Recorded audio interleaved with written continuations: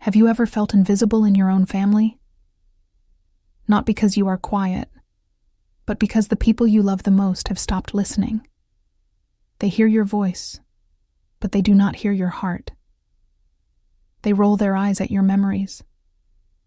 They laugh when you try to give advice.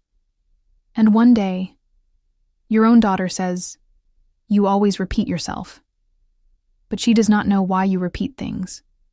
She does not know how much those moments meant to you. And she does not know that you remember everything she has forgotten, especially the words that hurt the most. This is my story. It is not a perfect story, but it is real. And maybe, just maybe, it will remind you that your voice still matters. Before we jump back in, tell me, where are you listening from? And if this story touches your heart, please subscribe. Because tomorrow, I have saved something truly special just for you. My name is Margaret. I am 57 years old, and for most of my life, I have lived in the same quiet house at the end of Willow Street. The walls are painted a soft cream. The floors creak when you walk too fast. There is a garden out back, where I grow lavender, thyme, and the same tomatoes my mother once grew when I was a child. Every morning, I wake up just before the sun rises. I stretch. I put the kettle on, and I open the curtains to let in the light. I like the way the morning sun dances across my old wooden table. It makes everything look warmer, softer. My dog, Charlie, waits by the door with his tail wagging. He is a golden retriever, 12 years old now, slower than he used to be, but still full of love. I clip on his leash, and we walk the same path, down to the edge of the lake. We pass the same trees, the same neighbors. Most of them wave. I wave back. It is peaceful here. Some people might say it is boring. But for me, it is safe, predictable, mine. After the walk, I make breakfast. Toast with butter, sometimes scrambled eggs. I sit at the table and I look at the photos on the wall. There is one of my daughter, Julia, in her graduation gown. Another of her holding her baby boy, Sam, on his first birthday. I still remember that day clearly. He had cake on his nose. We laughed so much. I do not see Julia very often anymore. She lives about 45 minutes away, in a townhouse with her husband and their 2 children. She says she is busy. I understand. I remember what it was like, being a mother, being a wife, trying to hold everything together. Still, I wish she called more often. Some days she does stop by. Not for long, just a quick visit to drop something off or pick something up. She is always on her phone, always rushing. I try to slow her down, ask about her life, offer her a cup of tea. Sometimes she stays. Most times she does not. But I never complain. That is not my way. I have always believed in giving space, in being patient, in loving, without pressing too hard. My days pass quietly. I read a lot. I do crossword puzzles. I take care of the house. On Tuesdays, I help at the local library, shelving books and reading stories to children. They listen so closely, those little ones. They laugh at the same jokes I used to tell Julia. It warms my heart. I have friends, of course. There is Diane, who lives 3 doors down. We sometimes play cards on Friday nights. There is also Mrs. Wilkins from the garden club. She is 83, but still sharp as a tack. And there is my brother, Paul, who calls every Sunday without fail, just to say, "Are you still winning at life, sis?" I always tell him, I am trying. My life is not exciting, but it is full of little joys, like the smell of fresh laundry, the way Charlie sighs when he falls asleep, the sound of wind chimes on a breezy afternoon. Sometimes I think, this is enough.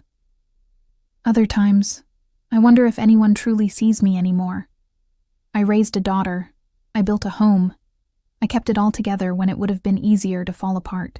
I was the one who stayed strong when her father left. I was the one who worked 2 jobs just to keep the lights on. I gave her everything I could, and still, sometimes, I feel like a ghost. She is grown now. She has her own life, and I have mine. But a mother never stops being a mother, even when no one says, "Thank you." Even when the phone does not ring. Even when your stories are met with sighs instead of smiles. I tell myself I'm fine. I tell myself this is just how things are. But deep down, I can feel something shifting, and soon, I will no longer be able to ignore it. It began on a Thursday. I remember because I had just come home from the library. It had been a quiet day. Rain had fallen softly all afternoon, and the smell of wet earth still lingered in the air. I hung my coat by the door and wiped Charlie's, paused before letting him wander into the living room. The phone was already ringing by the time I reached the kitchen. It was Julia. She almost never calls during the day. Her voice was cheerful at first, too cheerful. She asked how I was, told me the kids were fine, mentioned a parent-teacher meeting and a new recipe she had tried. But she was rushing again. I could hear the beeping of the microwave in the background, the sound of drawers opening and closing. Then she said, "Hey, listen, I have been meaning to talk to you about something." I stood still, one hand on the fridge door. "Go on," I said slowly. She laughed a little. "It is nothing serious. Well, lately the kids say you keep repeating yourself. Like, when you tell the same story twice in the same afternoon. It is sweet, Mom, but you do not even notice when you do it." She was still laughing. Light, casual, brushing it off. But I was not laughing. I felt something twist in my chest. Not pain, exactly. More like a quiet ache, the kind that spreads slowly without warning. I replied as gently as I could. "I tell those stories because they mean something to me." I know, she said quickly. "I am just saying, maybe you do not realize how often it happens." There was a pause. "Maybe you should get it checked," she added. "Just to be safe, memory stuff." It was a short call after that. She had to go. Something about the oven timer. She promised to call again soon. I hung up the phone and stared out the window. The rain had stopped. Drops still clung to the glass, like little pieces of sky that had not quite made it to the ground. Charlie lay on the rug, watching me with soft eyes. I sat down at the kitchen table. My tea had gone cold. I took a sip anyway. I began to ask myself questions I did not want to ask. Had I really told the same story more than once? Was I starting to forget things? Was I slipping into something I could not feel? But I remembered everything. I remembered the day Julia was born. I remembered her first words. I remembered the time she broke her arm falling off the monkey bars and cried into my shirt the whole ride to the hospital. I remembered everything. And yet, something about the way she said it stayed with me. Not the words exactly, but the tone. As if she was gently pushing me to the side. As if she was placing a little bit of distance between us. I told myself I was overthinking. But later that night, while I was folding laundry, I found myself speaking aloud to no one in particular. "Maybe you do not realize how often it happens." I said the sentence again, slower this time, the way she had. Then I looked down at the towel in my hand and wondered how long I had been standing there, lost in thought. I went to bed early that night. I turned off the lights, crawled under the quilt, and stared at the ceiling in the dark. I was not angry. Not really. But I felt something I could not name. A quiet distance. A shift in the ground beneath me. I tried to let it go, but even in my dreams, her voice echoed. "Maybe you do not realize."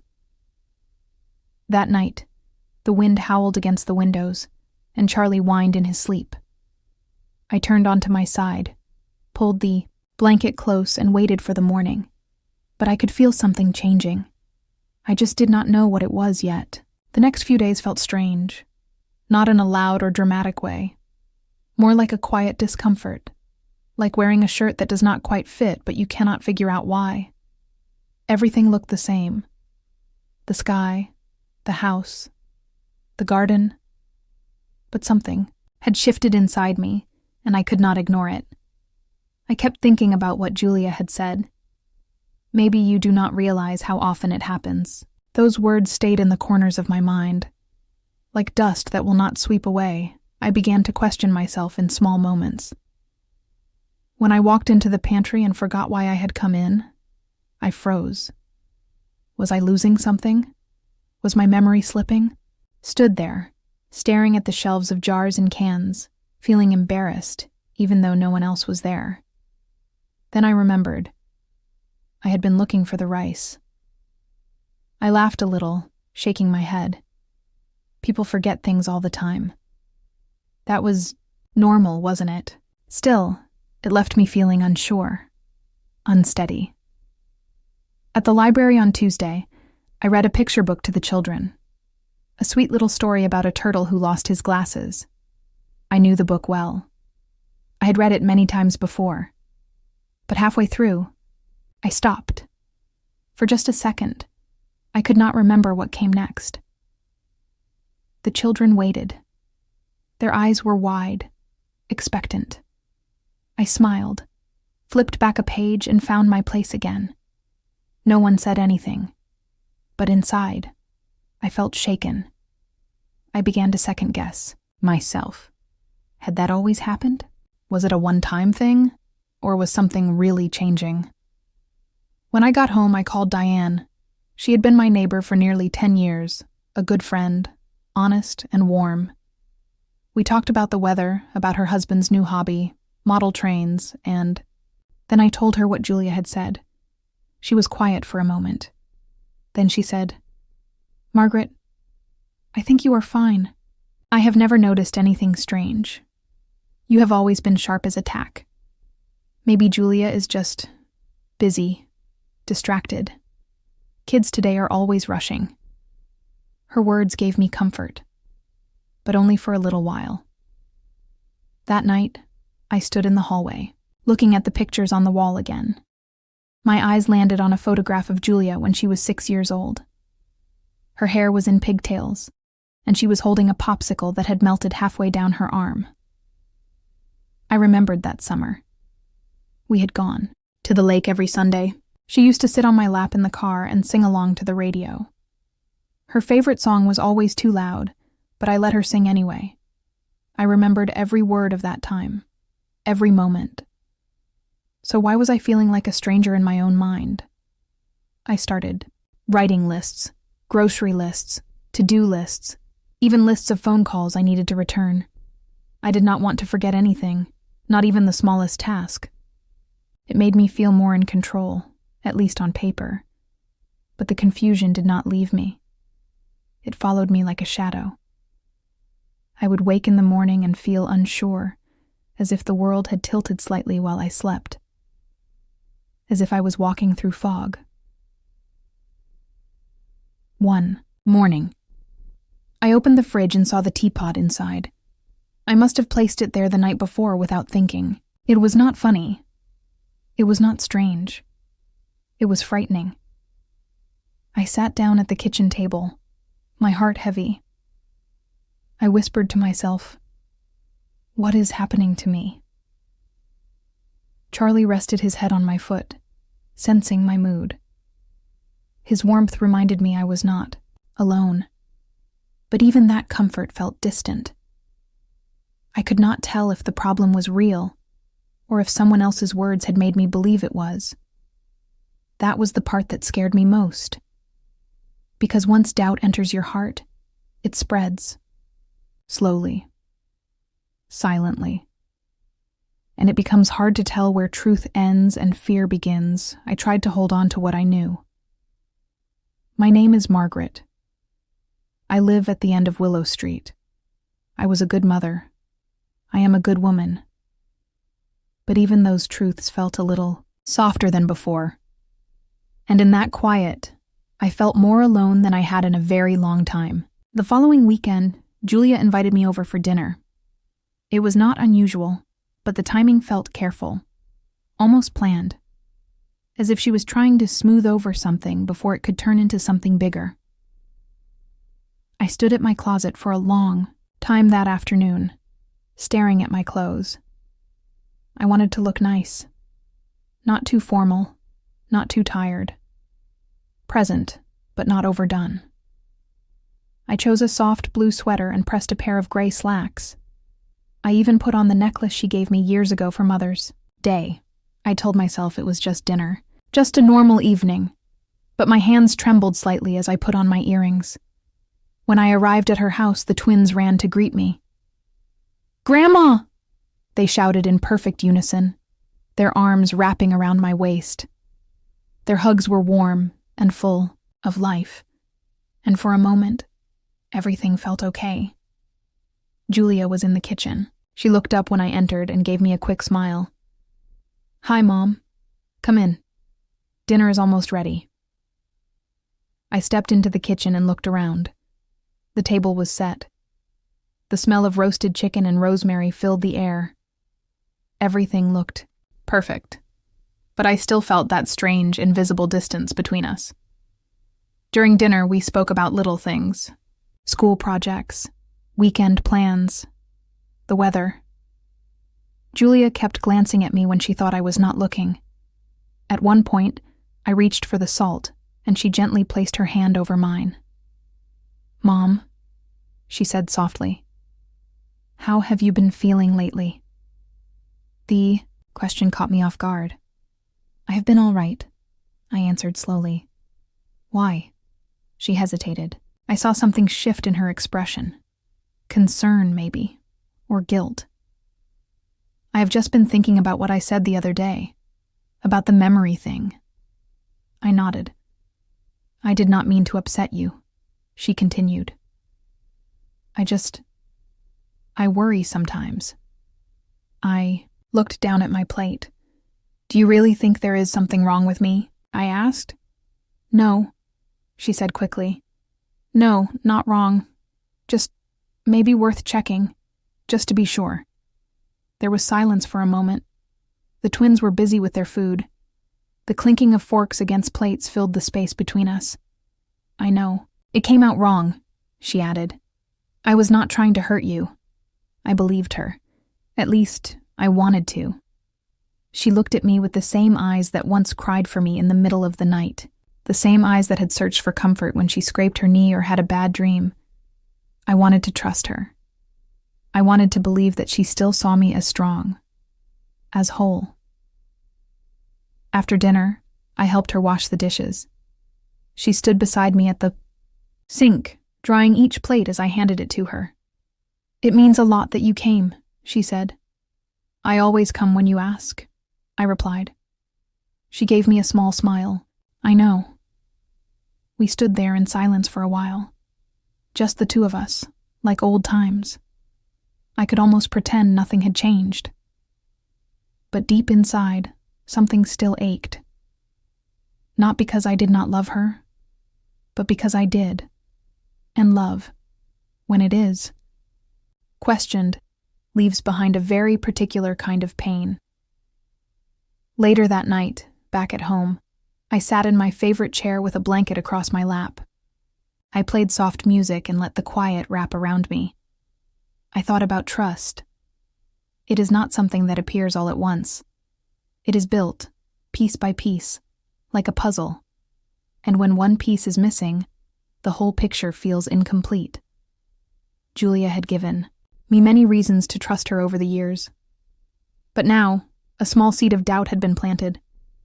And no matter how much I wanted to ignore it, I could feel it growing. I wanted to trust her again. I wanted to believe that she saw me, not just as someone who raised her, but as someone who still mattered. I closed my eyes and whispered to myself, "She means well. She loves me. This is just a moment." And maybe it was.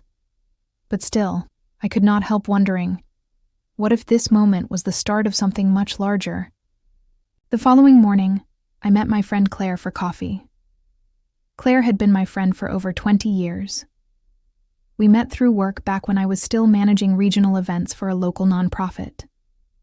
She was smart, steady, and always knew when something felt off. We sat at a quiet cafe near the park, our favorite spot. I ordered chamomile tea, and she chose her usual: black coffee, no sugar. The breeze through the open window carried the scent of lilacs from the garden outside. It should have been a peaceful morning, but my heart felt heavy. Claire looked at me closely as I stirred my tea. She always noticed the little things. "You have not said much," she finally said. "Is everything all right?" I paused. Then I said softly, "Julia thinks I am losing my memory." Claire blinked. "What?" I repeated it. She said I repeat myself too much, that maybe I should be evaluated. Claire leaned back in her chair and exhaled slowly. "Do you feel like you are forgetting things?" "No," I answered firmly. "At least, nothing unusual. I forget where I put my keys. I sometimes mix up the days, but nothing serious. Nothing more than what is normal for someone my age." She nodded. "Then why do you think she said it?" "That is what I cannot figure out." Claire looked down at her coffee. She tapped the rim of the mug gently, her fingers thoughtful. "Sometimes," she said carefully, "when adult children start talking about memory loss, they are not really talking about memory." I frowned. "What do you mean?" "They may be talking about control, about worry, about power even." Her words sat with me like stones on my chest. I thought about Julia's eyes at dinner, her careful words, the way she had tried to smooth things over. Claire continued, "Has she mentioned anything about your house, your finances, your future?" I hesitated. Then I nodded slowly. She asked me if I had a plan, a long-term one. She said she just wanted to be prepared, in case I needed help later. Claire raised her eyebrows. "She has never said anything like that before," I added quickly, "and I do believe she cares." Claire reached across the table and touched my hand. "I know she does. But you also need to be careful. Questions like that, they can sometimes be the first steps in a different kind of conversation. One that does not always end the way you think it will." I looked at her, confused. "You mean, like putting me in a home?" She nodded. "Or changing how decisions are made, moving finances into her name, starting to treat you more like a burden than a person." I felt a strange chill run through me. The cafe was still warm, still filled with gentle sunlight, but I felt something shift inside. I pulled my hand back and wrapped it around my tea. "Claire," I whispered, "do you really think Julia would do that to me?" "I do not know," she said gently, "but I think you need to pay attention." I sat in silence for a long time. When we finally stood up to leave, Claire hugged me tightly. "Just be careful," she said into my ear. "You are still strong. Do not let anyone make you forget that." Her words echoed in my mind all the way home. That night, I lay in bed staring at the ceiling. The house was quiet, except for the hum of the refrigerator and the distant sound of wind brushing against the windows. I thought about everything Claire had said. I thought about Julia's soft voice, the way she had spoken about my future like I was already disappearing. And then I remembered something else. A week earlier, Julia had asked me, very casually, if I had updated my will. At the time, I thought nothing of it. But now, it sat differently in my memory. A question that once seemed innocent now felt layered, planned. I closed my eyes and let out a long breath. I did not want to believe my daughter could ever treat me as less than who I was. But I also knew something was changing. Something quiet. Something slow. And deep inside, I could not shake Claire's warning. "Pay attention," she had said. So I decided I would. From that night on, I promised myself, no matter how gentle the tone or how soft the suggestion, I would listen more closely. Because sometimes, love wears a mask. And behind it, something else waits. For the next few days, I tried to go on as if nothing had changed. I swept the floors, watered my plants, and took long walks around the neighborhood. I even baked lemon scones and dropped some off at my neighbor's house, just like I used to.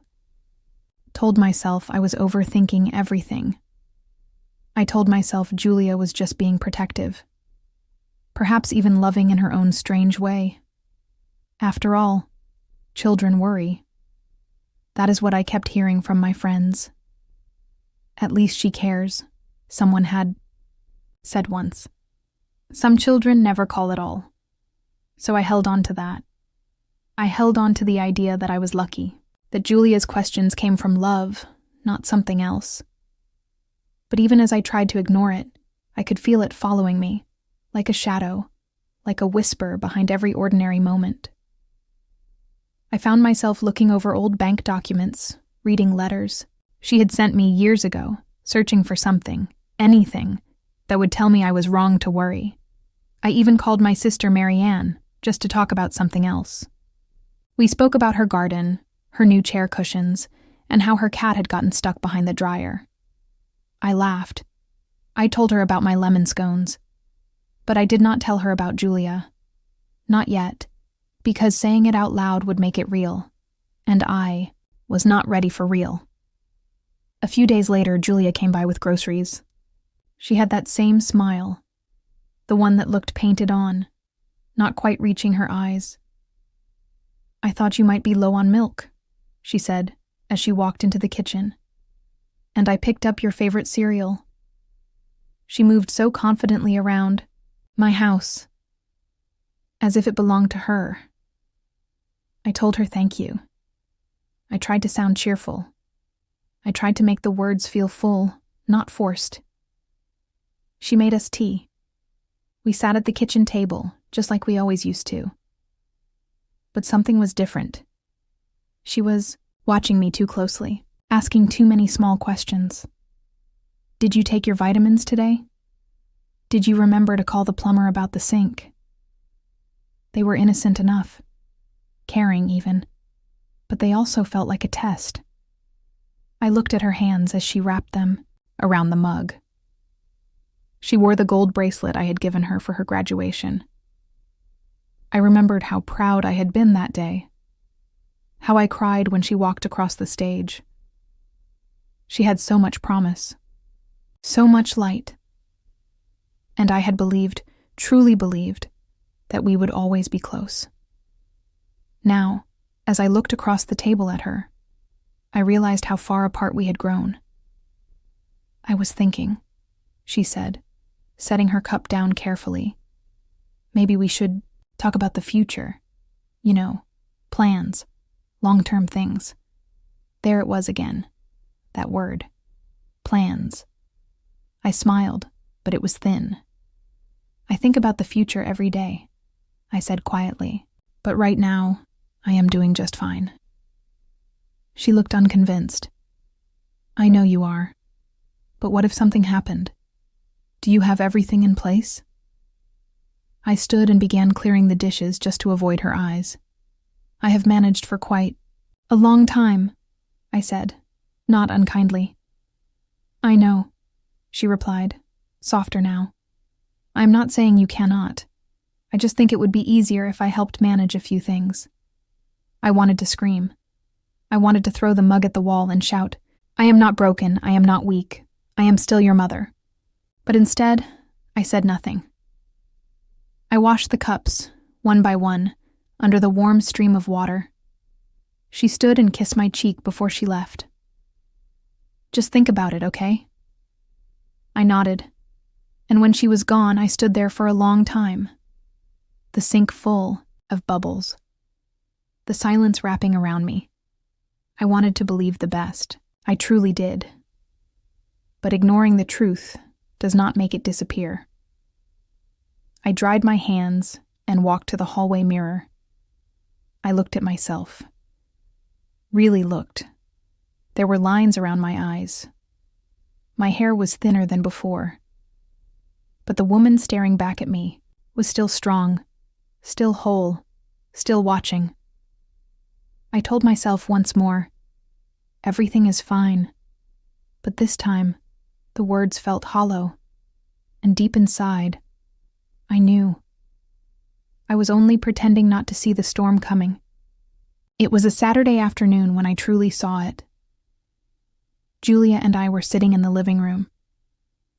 The sunlight came through the windows in soft golden streaks, and the sound of birds filled the quiet.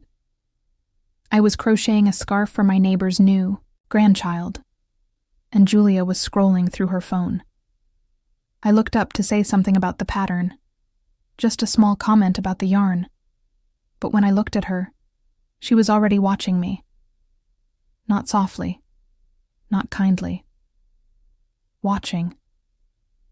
Her eyes were narrowed, slightly, her lips pressed into a thin line. She was not listening to me. She was observing me, studying me. And in that moment, I felt something I had never felt from her before. Judgment. Not the light teasing kind, not the playful kind she used when I used to forget song lyrics or wore mismatched socks. This was different. Her gaze said something she did not say aloud. It said, "You are not the same. You are slipping. You cannot be trusted with your own life." I paused my hands, holding the soft wool in my fingers, and I asked, "Is something wrong?" She smiled too quickly, too brightly. No, not at all. But the look lingered for just a second longer than it should have. Then it vanished, like a shadow when the light moves. I nodded and went back to crocheting. But my hands were trembling, now. And I could not forget the way she had looked at me. Later that evening, I sat at the kitchen table and tried to remember the last time she had looked at me like a daughter looks at her mother. With love, with admiration, with warmth. It had been a while. Now, more and more, her eyes held something else. Doubt, calculation, even pity. I hated that look. I hated how it made me feel. As if all the years I had raised her, loved her, and sacrificed for her had been erased. As if, now that I was older, I was simply a problem to be solved, a situation to be managed. I remembered when she was small, and she would get a scratch on her knee. She would run to me, tears falling, and I would kiss the bruise and hold her until she stopped crying. She had believed I could fix anything, and maybe I had believed that too. Now she barely asked me how I was feeling. Instead, she asked if I had paid my bills, if I had remembered to take my medicine, if I had checked the locks on the doors. It was not that she was wrong to care. It was the way she did it, as if she was no longer speaking to a whole person, just a fragile shell of one. I stared at my reflection in the oven door that night as I waited for my tea to boil. My face looked tired, yes, but it was still me. I was still here. I was still thinking, feeling, living. I was not invisible. But the way she looked at me made me feel that way. The next day, I met an old friend for coffee at the park cafe. Her name was June. We had not seen each other in months. She had always been a sharp woman, quick to laugh, quick to notice things others missed. As we sipped our drinks, I told her a little about Julia. Not everything. Just enough to let the words breathe. June looked at me carefully. Then she said, "She is watching you like a lawyer watches a witness." I felt a chill when she said that, It was blunt, but it was true. She is not doing it to hurt you, June continued. But do not let her take away your voice just because you are quieter now. You are still you. You are still strong. I blinked back tears. I had not realized how much I needed to hear that. That evening, when Julia called to check in, I noticed it again. That pause, that tone, that distance. But something in me had shifted. I listened. I answered. I thanked her. But I did not apologize for being who I was, and when I hung up, I looked in the mirror again. This time, I did not see weakness. I saw a woman who had noticed, and who would not forget. It was raining softly the morning I decided to ask her. The sky was gray, and the wind whispered through the trees like a quiet warning. I was sitting at the kitchen table with a warm cup of tea, staring at the steam rising in little curls. The house was quiet, except for the slow tick of the old wall clock. Every second echoed like a heartbeat. I could not stop thinking about the way Julia had looked at me. That sharp, assessing gaze had stayed in my mind all week. I had replayed every conversation, every small silence, every unfinished sentence. Something was there. Something she was not telling me. I had always trusted Julia. She had been my only daughter, my pride. But now, I felt like there was a wall between us. A wall I did not build, but could feel every time she spoke. That morning, I picked up the phone and called her. She answered after 3 rings. "Hi, Mom. Everything okay?" Her voice was cheerful, but it felt rehearsed. I took a deep breath. "Julia, can you come over today? I would like to talk to you." There was a pause. "Oh, sure. Is everything all right?" "I just want to talk." "Nothing urgent," I replied, though my heart said otherwise. She came in the early afternoon. She brought flowers, as she always did, and gave me a kiss on the cheek. I offered her tea, and we sat in the living room. The same spot as before. This time. I watched her. She looked around the room, tapping her fingers on the armrest. Her eyes scanned everything, the clock, the bookshelf, the framed photo of her father. But she did not look at me. That told me enough. "Julia," I said gently, "I need to ask you something." Her fingers froze. She looked at me then. "What is it?" I kept my voice steady. "Is something wrong? Something you are not telling me?" She blinked, surprised. "Wrong?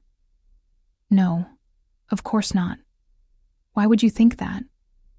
I did not answer right. Away. I wanted to give her space to be honest. "It is the way you speak to me lately," I said. "The way you look at me, as if you are waiting for something to happen, as if you do not trust me." She frowned. "Mom, that is not true." "Then tell me what is," I said. "Please, I need to understand." She looked down at her hands. The silence stretched between us like a bridge made of glass. Finally, she spoke. "I have just been worried about you," she said. "You forget things sometimes. You seem tired. You repeat yourself in conversations. I did not want to say anything because I did not want to hurt you." The words hit me like cold water. I felt a flush rise to my cheeks, not from shame, but from something deeper. Something like sadness, wrapped in disappointment. "I repeat myself because sometimes people do not listen the first time," I said. "Not because I am forgetting. Not because I am broken." She looked at me, her eyes wide. "I did not mean to—" "I know," I interrupted gently. "I know you think you are helping, but treating me like I am fading will not protect me. It will only push me further away." She looked at me, truly looked this time. There was no answer, no excuse, just silence. "Julia," I said quietly, "I am not afraid of growing older, but I am afraid of losing my voice in my own life." She nodded slowly. "I am sorry. I thought I was doing the right thing." I reached for her hand. "Then let us do this together," I said. "Talk to me. Not around me. Trust me to tell you when I need help." She squeezed my fingers gently. "I will try," she whispered. We sat like that for a while. Mother and daughter, hands joined, hearts open. Outside, the rain had stopped. The clouds were starting to break. And though nothing had been fully resolved, I felt something important had begun. After Julia left that day, I sat alone in my living room. The sunlight had faded, replaced by the soft glow of a single lamp. The house was quiet, but my mind was noisy. I could not stop thinking. Her words echoed in my head. "I have just been worried about you." At first I wanted to feel angry. I wanted to push those words away, to say that she was wrong, that I was still strong and independent. But deep inside, a small seed of doubt had taken root. Was she right? Was I starting to lose my sharpness? Had I really been repeating myself too much? Had I been forgetting things without realizing? I felt a cold shiver run down my spine. That was the hardest part. Not the words themselves, but the way they made me look at myself. I sat still and tried to remember the last time I had forgotten something important. The last time I had repeated a story, or asked the same question twice. Memories came unbidden. Little moments here and there, a misplaced set of keys, a forgotten appointment, a word that was just out of reach. But I did not want to admit it. Not yet. Instead, I found myself caught in a whirlwind of thoughts. Thoughts I could not stop. What if I was becoming a burden to my family? What if Julia's concern was really fear? Fear that I was not as capable as before? I thought about the future and how uncertain it looked. Not just for me, but for all of us. Life seemed fragile, like thin glass. One wrong step, and it might shatter. I wrapped my arms around myself and leaned back in the chair. The room felt smaller, quieter, and yet my mind was louder than ever. The worst part was the silence. Not the silence in the house, but the silence inside me. The silence that followed every unanswered question. The silence after every doubt. The silence that made my heart ache. I tried to push the thoughts away by focusing on small tasks. I cleaned the kitchen slowly, carefully. I folded laundry. I watered the plants on the windowsill. But even these simple things could not stop the storm inside. Later that night, I lay in bed staring at the ceiling. The darkness was heavy. My thoughts tangled around each other like the branches of an old tree in the wind. I felt restless, unable to sleep. Why could I not stop thinking? Why did everything seem so fragile now? I thought of Julia again. Her face, her words, her eyes. She was not trying to hurt me. She was worried. But how could I make her understand that I was still here? That I was still strong? That I was not ready to be put aside like an old book gathering dust on a shelf? Tears came slowly, quietly. I wiped them away with the back of my hand. I did not want to cry. I wanted to be strong. But sometimes strength is found in tears. I thought about the conversations we had missed. The things I had left unsaid. The feelings I had hidden deep inside. I realized that I was not alone in this struggle. Many people my age felt the same way. The same fears. The same worries about being forgotten or misunderstood. It was a lonely place. but it was also a place of truth. I closed my eyes and took a deep breath.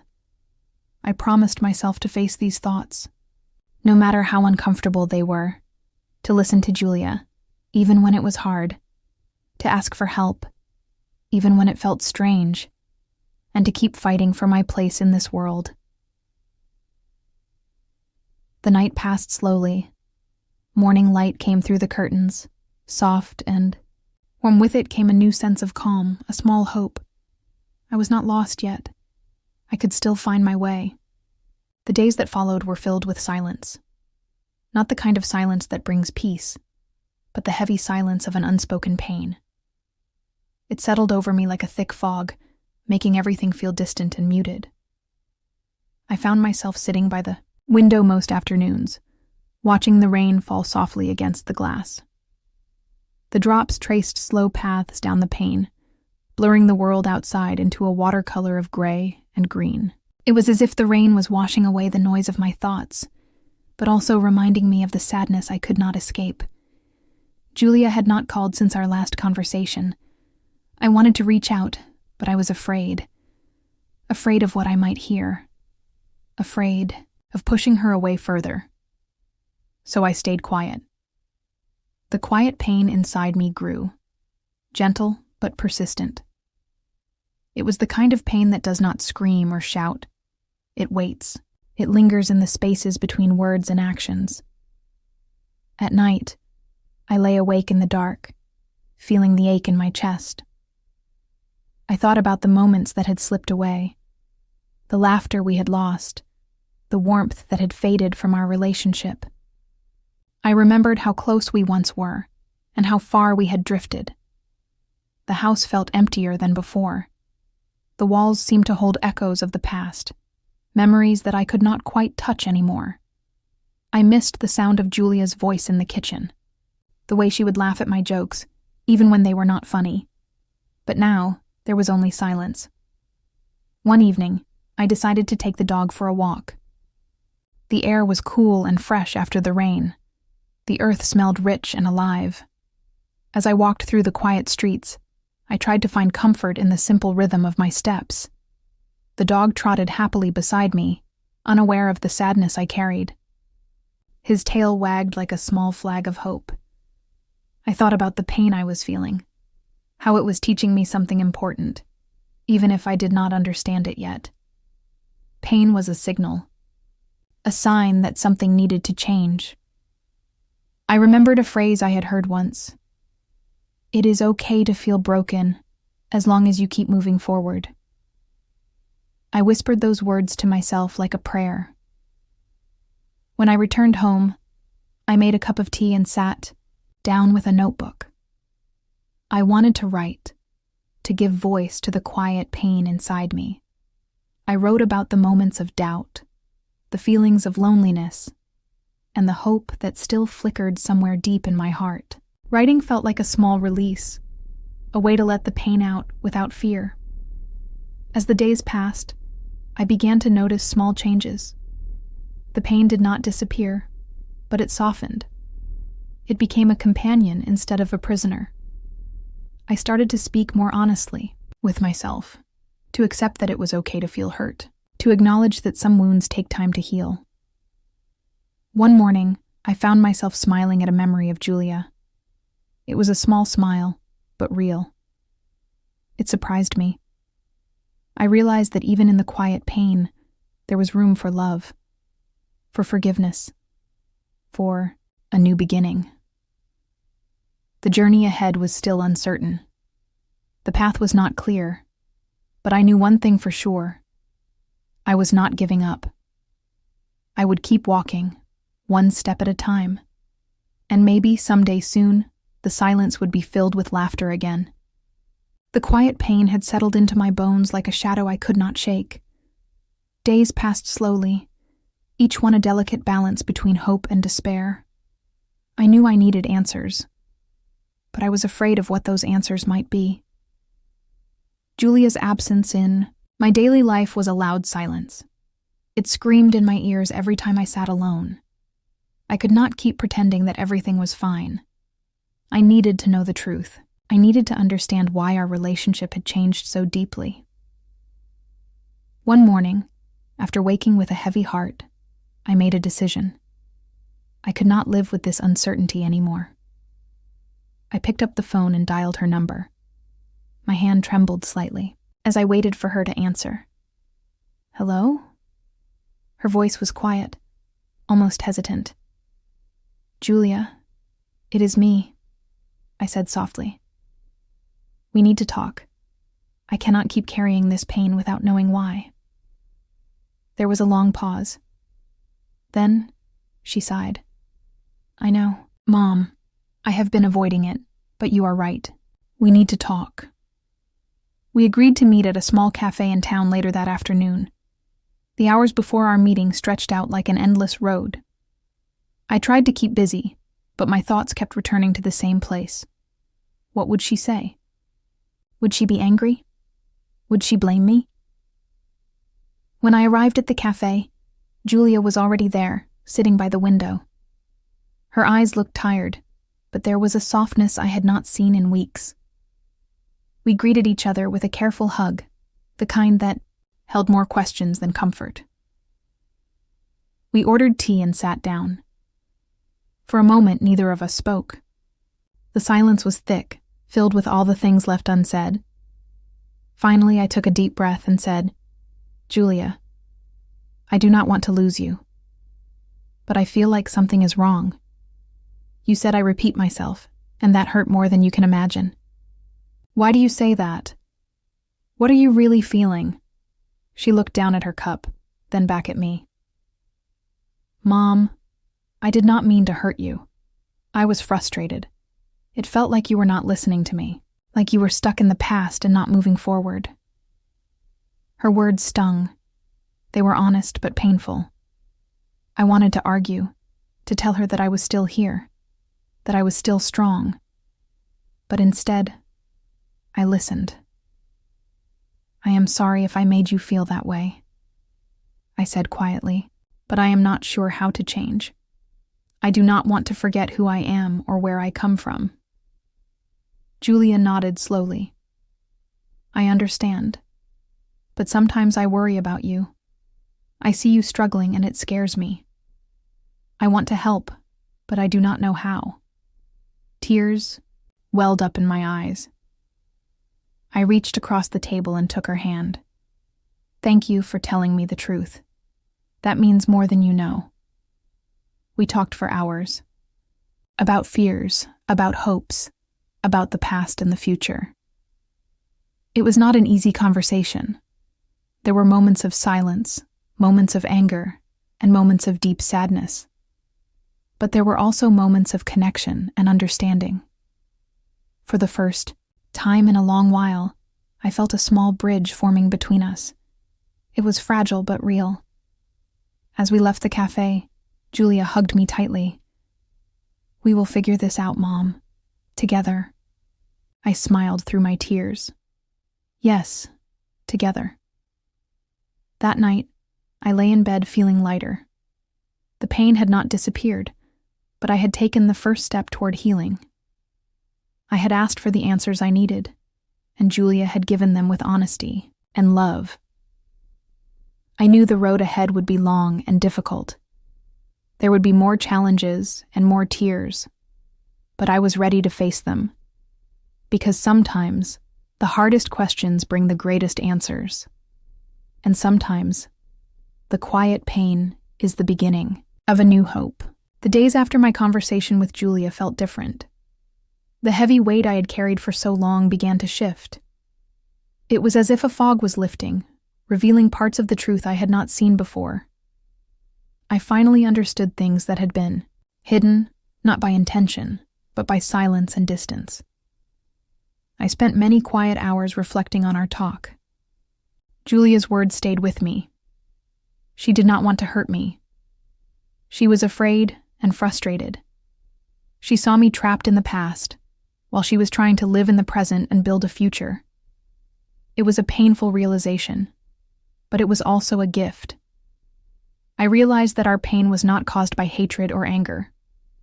It was caused by misunderstanding and fear. We both wanted to protect ourselves, but in doing so, we had pushed each other away. I thought about the moments I had repeated myself, the stories I told over and over, the warnings I gave, the memories I clung to. I saw now that I had done it not to annoy Julia, but because those memories were my way of holding on to the life I knew. They were my shield against the fear of losing everything I loved. But Julia needed me to see beyond that shield.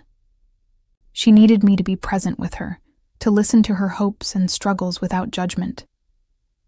This new understanding was not easy. It came with sadness for the lost time and the wounds we had caused each other.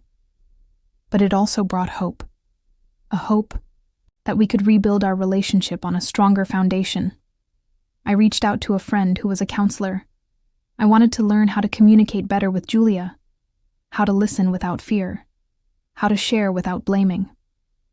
My friend reminded me that healing takes time and patience, that it is okay to make mistakes and learn from them, that love is not always easy, but it is worth fighting for.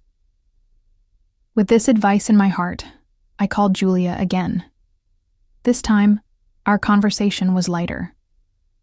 We laughed at old memories and planned small things we could do together. It was not perfect, but it was real. I began to notice small changes in myself. I stopped repeating the same stories as often. I tried to ask Julia about her life and dreams. I listened more and talked less. Julia noticed too. She smiled more when she was with me. She shared her thoughts without fear. We found moments of peace amid the storm. One afternoon, Julia came to visit me. We sat in the garden, watching the sunlight dance on the leaves. She looked at me and said, "I know it is not easy for you to change, but I see you trying. That means everything to me." I felt tears welling in my eyes. "I am trying, Julia. For you. For us." We held hands in silence, feeling the connection grow stronger. That night, I wrote in my journal about the journey we were on, about the pain, the hope, and the courage it took to understand each other. I promised myself to keep walking this path, no matter how hard it became. I finally understood that love is not about perfection. It is about patience, about forgiveness, about the willingness to see beyond our own fears and embrace the other person's truth. I did not have all the answers. I still felt sadness and worry. But now, I had something more important, a chance to heal. And that chance was worth everything. Sometimes love means knowing when to step back. After days of deep reflection and honest conversations with Julia, I realized that while healing was beginning, some wounds were too fresh to mend quickly.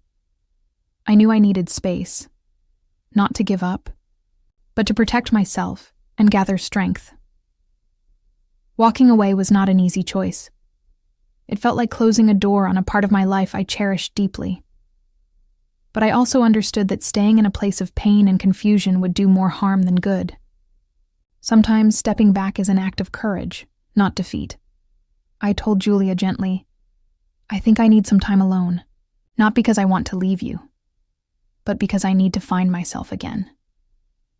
Her eyes filled with tears, but she nodded. "I understand, Mom. Take all the time you need." The day I left the house, a heavy silence settled over me. I packed a small bag and drove to a quiet cabin by the lake. The air was fresh, and the soft sound of water lapping at the shore soothed my restless mind. The first nights were the hardest. I felt the sting of loneliness and regret. I wondered if I had made a mistake, but slowly, the quiet allowed me to hear my own thoughts clearly. I began to write letters, not to send, but to understand my feelings. I wrote to Julia, to myself, to the past and the future. In those letters, I poured out my pain, my hopes, and my fears. Writing became my companion, a way to face my emotions honestly. I thought about all the times I had tried to hold on too tightly. I realized that sometimes love means letting go, even if only for a while. Letting go of control, of expectations, and of the need to fix everything immediately. During the days at the cabin, I found peace in small things. I watched the sunrise, listened to birds singing, and felt the cool breeze on my skin. I walked by the water's edge, letting my thoughts drift like the clouds above. In the stillness, I faced the hardest truth. Some relationships need space to breathe and grow. Walking away did not mean giving up on Julia. It meant giving both of us room to heal and understand. I thought about the will I had prepared years ago, the part where I had quietly cut Julia out. At the time, it was a painful decision made in anger and fear. But now, with more clarity, I saw it as a symbol of how deeply broken our relationship had become. I knew that if we ever wanted to rebuild, trust needed to be earned again. It would not happen overnight. I needed to be patient, with her and with myself. One afternoon, as I sat by the window watching the gentle waves, my phone rang. It was Julia. My heart leapt. "Hi, Mom," she said softly. "I just wanted to check on you. I miss you." "I miss you too," I replied, my voice trembling. "But I know this time apart is good for us." We talked for a while, sharing simple stories and dreams. It was a small step, but it filled me with hope. Walking away had given me space to breathe, to feel, and to grow stronger. It was a difficult choice, but a necessary one. I realized that sometimes love is not about holding on tightly. It is about knowing when to let go, even if only for a moment. And in that letting go, we find the courage to face whatever comes next. Even though I had walked away, the pain did not leave with me. It stayed, like a shadow that followed me everywhere. I had hoped that time and distance would soften the ache inside my heart. But some hurts run too deep to disappear quickly. Each morning, I woke with a quiet sadness that settled in my chest. It was a heavy feeling, one that made it hard to find joy in the little things. I missed Julia more than I expected. I missed her laughter, her voice, even her stubbornness. The silence between us was deafening.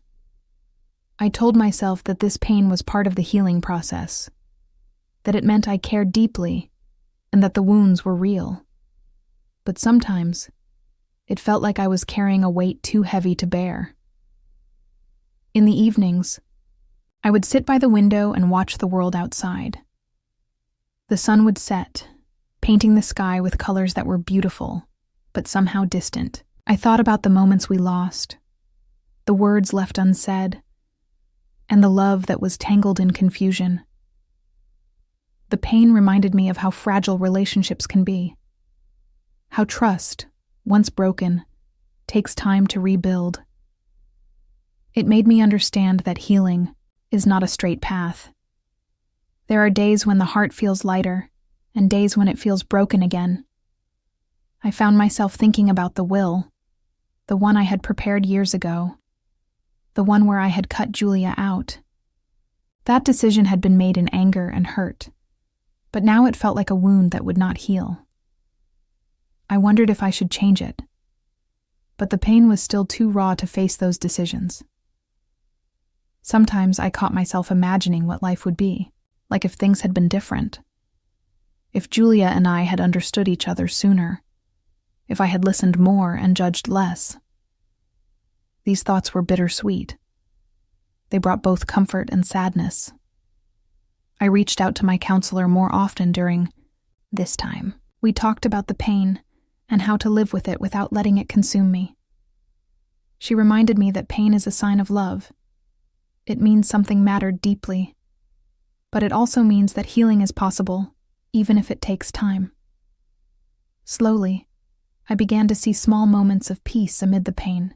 I learned to sit with my feelings without running away from them. I found comfort in simple routines, making tea, reading a book, writing in my journal. I also started to let go of blame. I realized that Julia and I were both hurting in different ways. We had made mistakes, but that did not mean we had failed. It meant we were human. The pain stayed, but it became softer, less sharp. It was still there, a quiet reminder of what we had lost and what we could still rebuild. One afternoon, I received a letter from Julia. She wrote about her own struggles and hopes for the future. Reading her words made my heart ache and swell, with love at the same time. It was a sign that maybe, one day, we could find our way back to each other. I kept the letter close, reading it again and again when the nights felt lonely. It was a small light in the darkness. The pain stayed, but so did hope. And that hope gave me the strength to keep moving forward, even when the road was hard. I knew the journey would not be easy. There would be days when the pain felt too much. But I also knew that I was not alone. In the quiet moments, I whispered to myself, "This too shall pass." And slowly, I began to believe it. There are moments when the past feels like a warm, familiar blanket.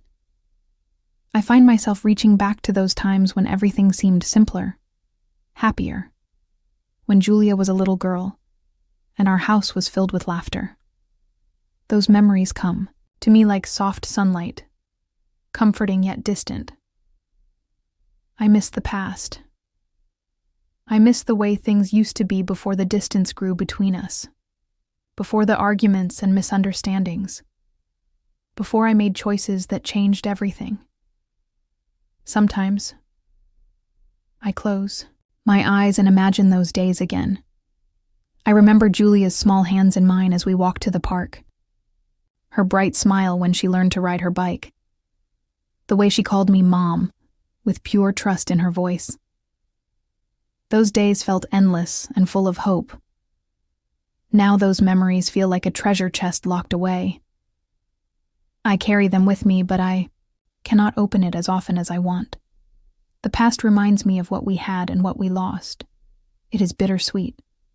Sometimes I catch myself wishing I could turn back time, to say things differently, to be more patient, to listen more closely. I wonder if things would be different now, if our hearts could have stayed closer. But I also know that the past is a place to learn from, not to live in, holding on too tightly to what can keep us from moving forward. I have learned that memories are gifts, not prisons. One afternoon, I found an old photo album. The pictures were faded, but the smiles were bright. I sat for hours, looking at the faces frozen in time. It was a reminder that love was always there, even when it felt lost. The past also holds moments of strength. I remembered how I faced challenges alone, how I grew into the woman I am today. Those memories gave me courage. They reminded me that I am resilient. Even though I miss the past, I am beginning to see the present with new eyes. I see the opportunity to heal, to rebuild, and to grow. The past has shaped me, but it does not define me. I know that Julia and I cannot erase the pain between us.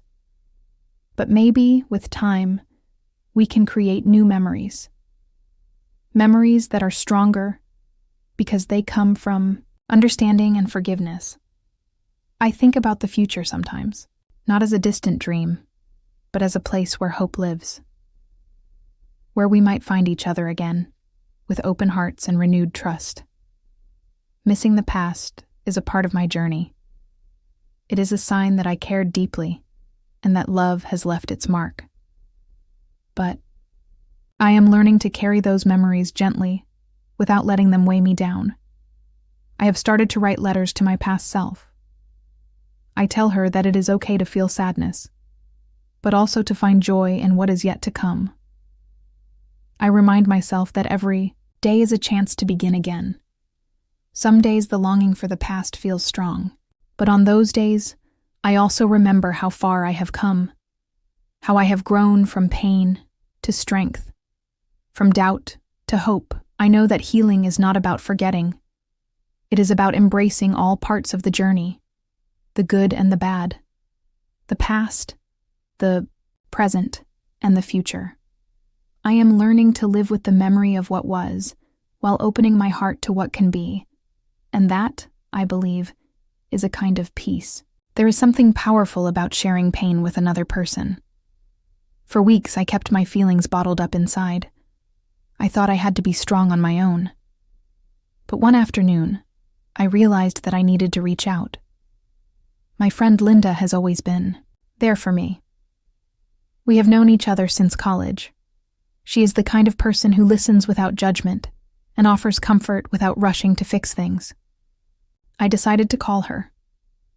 When I heard her voice on the phone, a wave of relief washed over me. I told her how I felt. The sadness, the confusion, the loneliness. I spoke slowly, as if sharing a secret I had kept hidden for too long. Linda did not try to change my feelings or tell me to move on quickly. Instead, she simply listened. Sometimes that is all a person needs. Someone to hear their story and understand without interruption. We met at a quiet cafe near her home. The sunlight streamed through the windows, making the room feel warm and safe.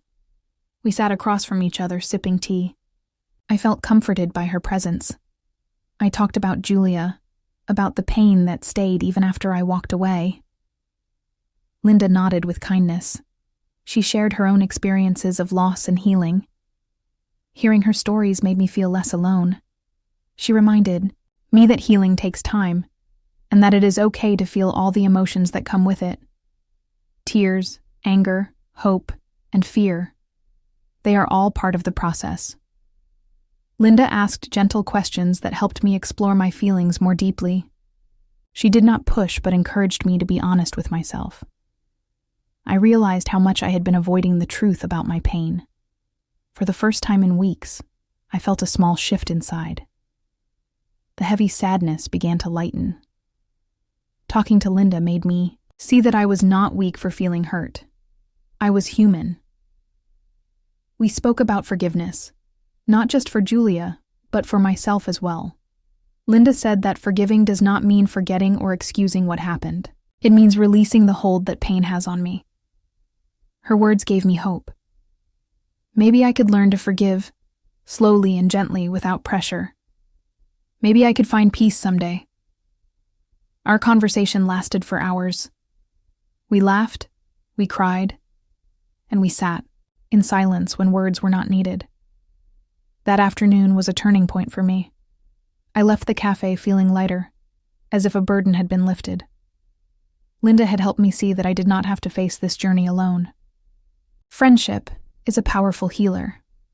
In the days that followed, I called Linda often. We talked about small things and big feelings. Her support gave me strength to face each day. I began to open up more to others as well. I realized that sharing pain is not a sign of weakness, but a step toward healing. When I talked to people I trusted, the pain became easier to carry. Talking to a friend helped me find clarity. It helped me understand that my feelings were valid and that healing was possible. I was not stuck in the pain forever. Linda also reminded me to take care of myself, to rest when I was tired, to eat well, and to do things that brought me joy. Self-care became a small act of kindness toward my wounded heart. One evening, I wrote Linda a letter to thank her for her kindness and patience. I told her how much her friendship meant to me. Writing it made me realize how much I had grown. Through this process, I learned that healing is not a straight line. There are ups and downs, good days, and bad days. But with support, the journey becomes bearable. I still miss Julia. The pain is still there. But now, I carry it with more grace. I have found a friend who walks beside me, helping me to heal. I am grateful for the gift of friendship. it has taught me that I am not alone, and that even in the darkest times, connection can bring light. I know that the road ahead will have challenges, but I am ready to face them, one step at a time, because I am not alone. Saying goodbye is never easy. It is a quiet, painful moment that marks an ending, but also makes space for new beginnings. For me, saying goodbye was not about leaving a person behind. It was about letting go of a dream, a hope, and a version of myself that no longer served me. After many sleepless nights, I knew I had to make a decision. The distance between Julia and me had grown too wide. Our words had become sharp, and the silence even sharper. Holding on to hope was painful, but holding on to anger was exhausting. I realized that I needed to say goodbye, not just to Julia, but to the idea that things could be the way they were. This goodbye was for my own peace and growth. It was a difficult choice, but a necessary one. One evening, I sat alone in the living room. The house felt empty, but it was quiet in a way that allowed me to think clearly. I took a deep breath and wrote a letter, not to Julia, but to myself. In that letter, I acknowledged the pain, the love, and the loss. I told myself it was okay to feel sad. It was okay to mourn the past, but I also promised to be kind to my heart and to start healing.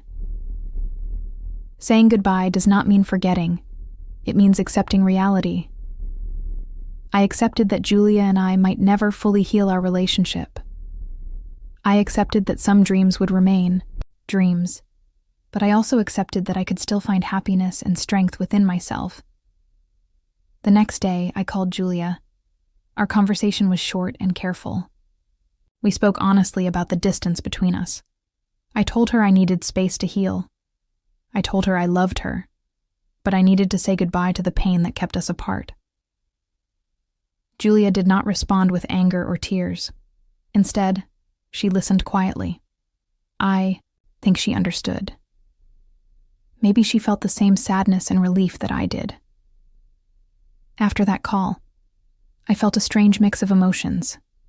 Sadness, yes, but also a sense of release. It was as if a heavy weight had lifted from my shoulders. Saying goodbye allowed me to breathe again. It gave me permission to focus on myself without guilt or shame. I began to see the beauty in endings. They are not just endings, but also beginnings in disguise. I started to fill my days with new activities and small joys. I took long walks, read books I loved, and spent time with friends who supported me. Saying goodbye helped me create a new chapter in my life, one where I am not defined by pain or loss, but by hope and growth. It was a slow process, and some days were harder than others. But each day, the goodbye felt a little less heavy. I also found comfort in knowing that saying goodbye was an act of courage. It takes strength to let go when the heart wants to hold on. I learned that sometimes, the kindest thing we can do for ourselves is to say goodbye, to release what no longer serves us, and make room for what is yet to come. This goodbye was not the end of my story. It was the start of a new beginning. A beginning where I choose peace over pain, hope over fear, and love. Starting with love for myself. I am grateful for the chance to say goodbye. It has opened the door to healing and new possibilities. And though I miss the past and the relationship I wished we had, I am learning to embrace the present with an open heart. Saying goodbye has taught me that endings are not failures. They are part of life's natural flow. I am ready now to move forward. To live fully, to love freely, and to find joy in unexpected places. Because sometimes, saying goodbye is the bravest thing we can do. Being alone can feel very different from being lonely.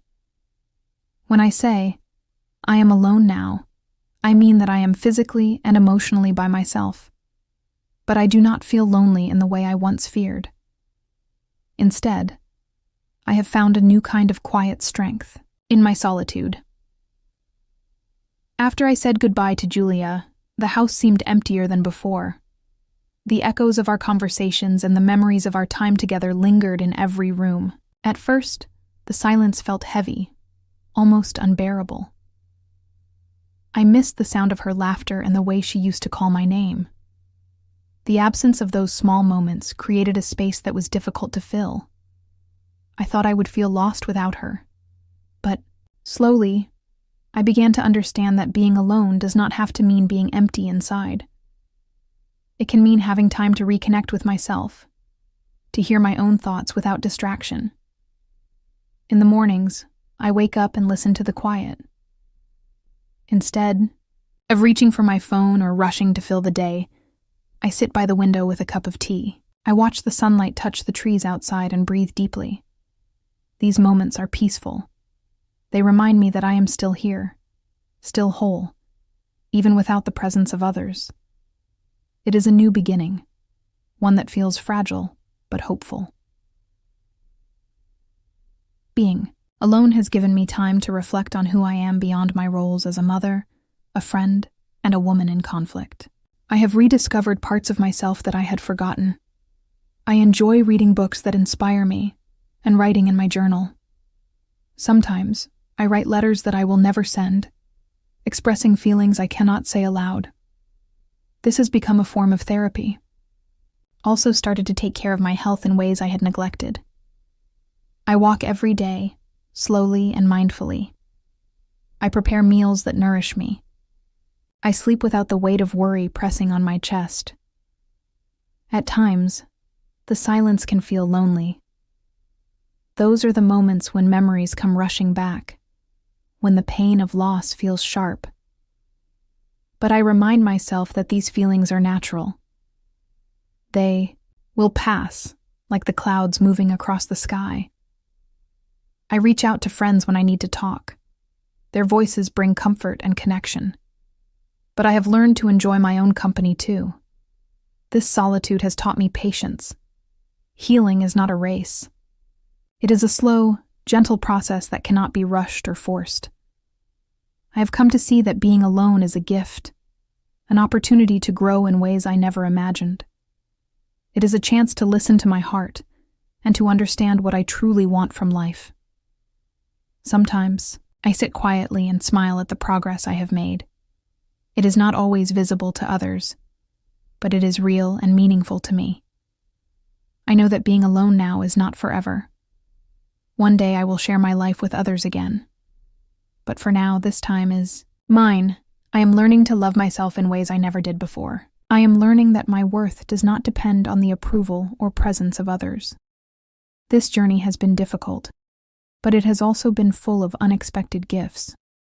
I have found strength in silence and courage in solitude. Being alone has allowed me to heal wounds that were hidden beneath the surface. It has given me space to dream new dreams. I do not know what the future holds, but I am hopeful. I am ready to face whatever comes with an open heart and steady spirit. For now, I embrace the quiet. I cherish the stillness. I welcome the chance to be alone and to find peace within myself. I am alone now, and I am okay. I am not the same woman I was before all this happened. The pain, the silence, and the time alone have changed me in ways I did not expect. I have grown, even if it has been difficult to see at times. I have become stronger, wiser, and more certain of who I am. For a long time, I felt lost. My identity was wrapped up in being a mother, in trying to hold my family together. When Julia and I drifted apart, it felt as if a part of me had been torn away. I did not know how to be whole without her, but with each day that passed, I discovered that I was still here, not broken, not empty, but alive. I began to notice small changes in myself. A new calmness, a quiet confidence, a deeper understanding of my own heart. I look in the mirror and see someone different, not because my face has changed, but because I see myself with new eyes. I see a woman who has faced hardship and survived, a woman who has learned to stand alone and still feel strong. This change did not happen overnight. It was a slow process of reflection and healing. I spent many hours thinking about what mattered most to me. I asked myself hard questions. Who do I want to be? What do I need to feel happy? How can I take care of myself better? I realized that I had spent too much time trying to please others, and not enough time listening to my own needs. I had put Julia's happiness before my own, hoping that would keep us close. But it only made me forget who I was. Now, I am learning to put myself first in healthy ways. This does not mean I do not care about others. It means I am choosing to honor my feelings and my well-being. I have found strength in setting boundaries. I say no when something does not feel right. I speak up when I need to be heard. These actions feel small, but they are powerful. I am also more patient with myself. I understand that healing is not a straight path. There are days when I feel strong and others when I feel weak. Both are okay. This new self-awareness has given me peace. I am less afraid of being alone because I know I can handle it. I am less worried about the future because I trust myself to face it. I notice that I have more clarity about my values. I want honesty, kindness, and respect in my relationships. I want to surround myself with people who lift me up, not bring me down. This change has affected how I relate to others too. I listen more and judge less. I try to be present without rushing to fix things. I have learned that sometimes just being there is enough. I am also more forgiving, not because I forget what happened, but because I choose not to carry anger like a heavy bag. Forgiveness is for me, not for anyone else. I recognize that I am a work in progress. I still have fears and doubts, but I also have hope and courage. These qualities make me different from the woman I was before. I am proud of how far I have come. I have faced difficult truths and still chosen to grow. I have felt deep pain and still found moments of joy. This transformation has reminded me that life is about change. We cannot control everything, but we can control how we respond. I am not the same woman who started this journey. I am stronger, wiser, and more at peace, and I am ready to keep moving forward. Sometimes, when the night feels darkest, a small light can make all the difference. For a long time, I felt surrounded by shadows, loneliness, pain, and uncertainty. But then, slowly, a small light began to glow inside me. It was faint at first, almost like a flicker in the wind. Yet, it grew stronger with each passing day. That small light was hope. I remember the exact moment I noticed it. I was sitting alone in my favorite chair, the one by the window that looks out onto the garden. Outside, the sky was cloudy, and the rain was falling softly. The world seemed gray and quiet. But inside me, something shifted. I realized that even though things had been hard, I was still here. I had survived. I had not given up. This small thought felt like a warm glow in my chest. It gave me a feeling I had not felt in a long time, a gentle optimism. Hope does not mean that everything will be perfect. It means that I believe things can get better. It means I am willing to keep trying, even when the road is tough. That day, I decided to nurture that small light. I began to look for little things that brought me joy. Sometimes it was a cup of tea in the morning, other times a kind word from a friend. Sometimes it was just the feeling of fresh air on my face. These small moments became like fuel for my hope. I also started to think about the future differently. Instead of focusing on what I had lost, I began to imagine what I could build. What new experiences could I create? What new dreams could I have? This shift in thinking was not easy. Old fears and doubts tried to pull me back. But I reminded myself that hope is a choice. Every day, I could choose to see the light, even if it was small. I reached out to people I had not spoken to in a while. Some conversations were awkward at first, but they helped me feel connected again. I realized I did not have to face everything alone. I also allowed myself to try new things. I signed up for a painting class, even though I had never painted before. I started walking in a nearby park, enjoying the simple beauty of nature. These small steps gave me confidence. Sometimes the light flickered and seemed to go out. On those days, I was gentle with myself. I accepted that healing is not a straight line. It is full of ups and downs. But I kept returning to that small light, the hope that kept me moving forward. I noticed that this hope made me more patient with others, too. I understood that everyone carries their own struggles. I tried to be kinder, to listen more carefully and to offer support when I could. This change surprised me. I thought pain would make me bitter, but instead, it made me more compassionate. As the weeks passed, the small light inside me grew brighter. It warmed my heart and gave me strength to face new challenges.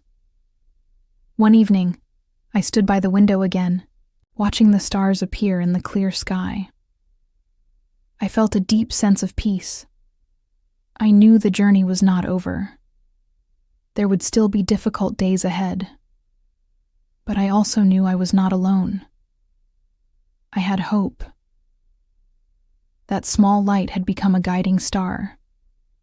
It showed me that even in the darkest times, there is always a reason to keep going, a reason to believe in myself and in the possibility of happiness.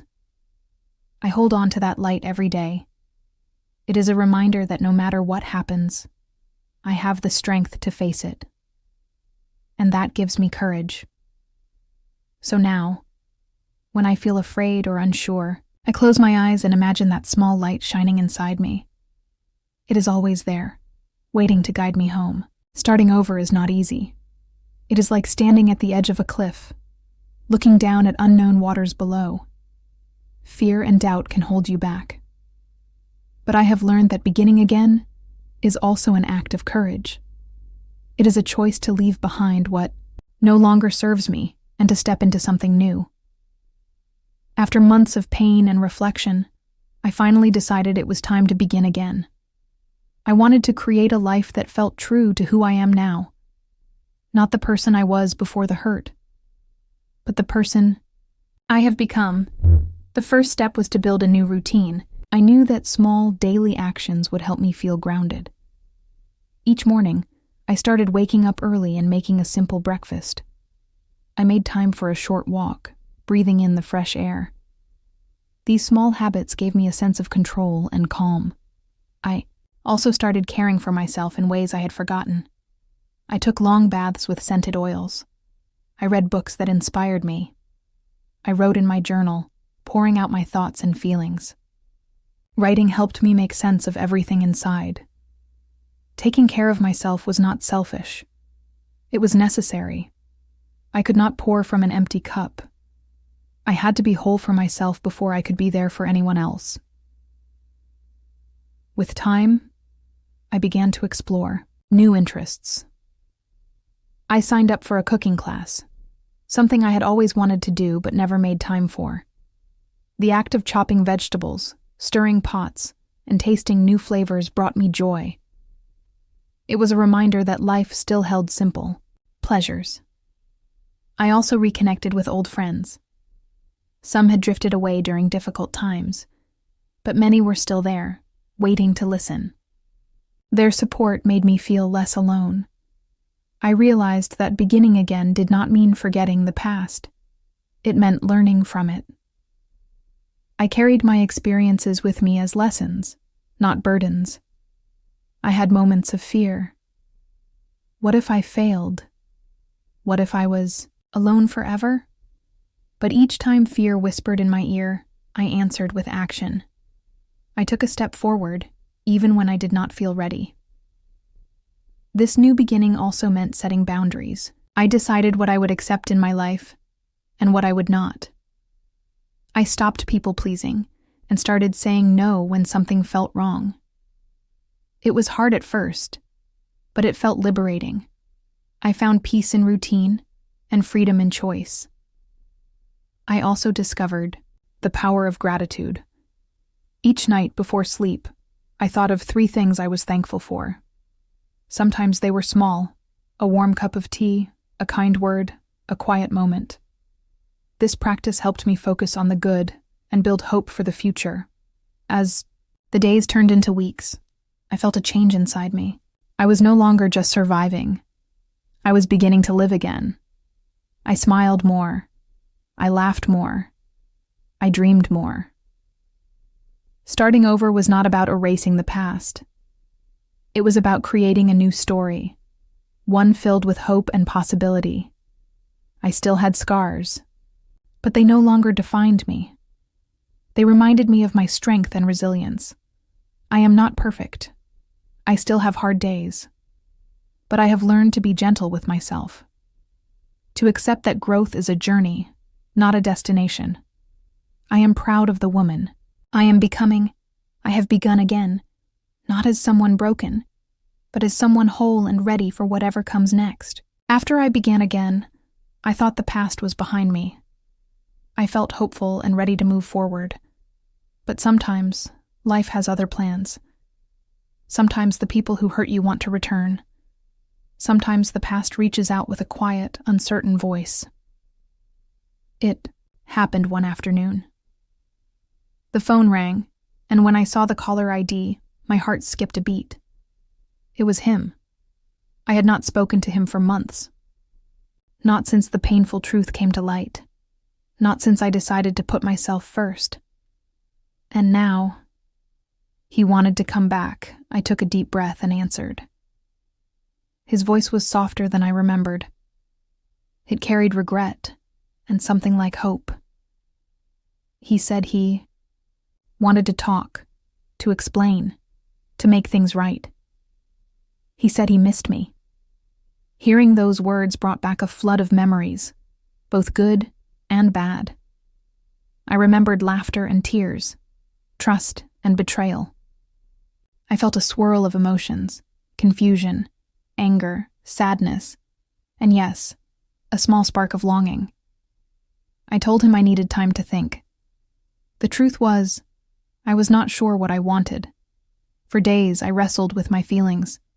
Part of me wanted to believe in second chances. Part of me feared the pain would return. I did not want to be hurt again, but I also did not want to close the door without listening. I talked to my close friends. They reminded me to protect myself and to trust my instincts. They said forgiveness is a gift I give myself, not an invitation. To be hurt again, I spent quiet evenings reflecting on what I truly needed. I asked myself hard questions. What do I want? What is best for my heart? Can I forgive, but also stay safe? Can I welcome him back without losing myself? When we met, I was calm, but firm. I listened to his words and looked into his eyes. I saw sincerity, but also the pain he carried. He apologized deeply. He said he understood why I was hurt. He said he wanted to rebuild trust, slowly and honestly. I told him I had changed. I was stronger now. I would not go back to the way things were. I needed respect, honesty, and care. We talked for hours. There were tears and silence and moments of awkwardness, but also moments of hope. I realized that if I allowed him back, it would be on my terms. I was no longer the person who ignored warning signs or stayed silent. I would protect my heart. After our meeting, I felt a strange mix of relief and uncertainty. I was proud of myself for facing the situation with courage, but I also knew the journey ahead would not be easy. In the days that followed, he reached out gently and respectfully. We took small steps, messages, phone calls, short meetings. I watched closely how he treated me. I paid attention to his actions, not just his words. At times, doubt crept in. Old fears whispered that history might repeat itself, but I reminded myself to stay present, to listen to my heart and mind. I did not rush. I moved at my own pace. This experience taught me that people can change, but only if they truly want to. It also taught me that I have the power to decide who belongs in my life. Most importantly, I learned that saying yes to someone returning does not mean forgetting the past. It means choosing wisely and protecting myself. I am still deciding what the future holds. I know now that I deserve honesty, love, and respect. If he is sincere, maybe we can build something new. If not, I will walk away again, this time with even more strength. For now, I am watching the small light of hope carefully. I am learning to trust myself and to honor my feelings. I have come a long way. I am no longer afraid to face difficult moments. I am ready to choose my path with courage and grace. When he tried to come back into my life, I realized how much I had changed. I was not the same woman who had once believed in promises too easily. I was different now, stronger, wiser, and more aware of my own value. Change does not always happen suddenly. For me, it was slow and steady, like the rising sun that warms the earth after a long night. Each difficult moment, each tear, and each lesson added to the person I have become. I remember the days when I used to doubt myself. I questioned my feelings, my decisions, and even my worth.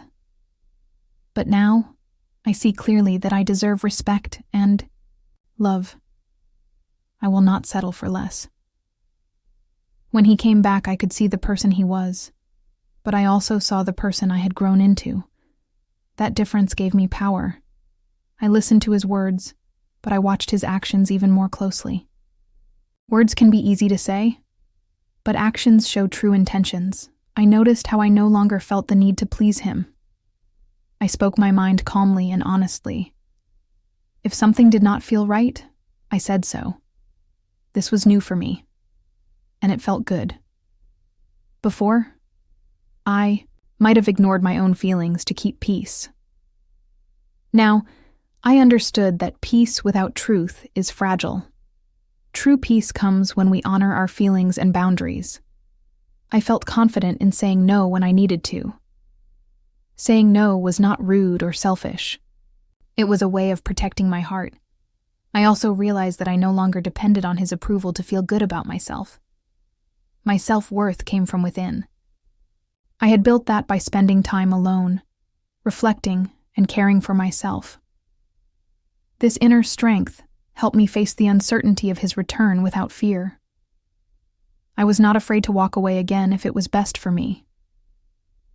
The past still held memories, both painful and beautiful. But those memories no longer controlled me. I was free from their weight.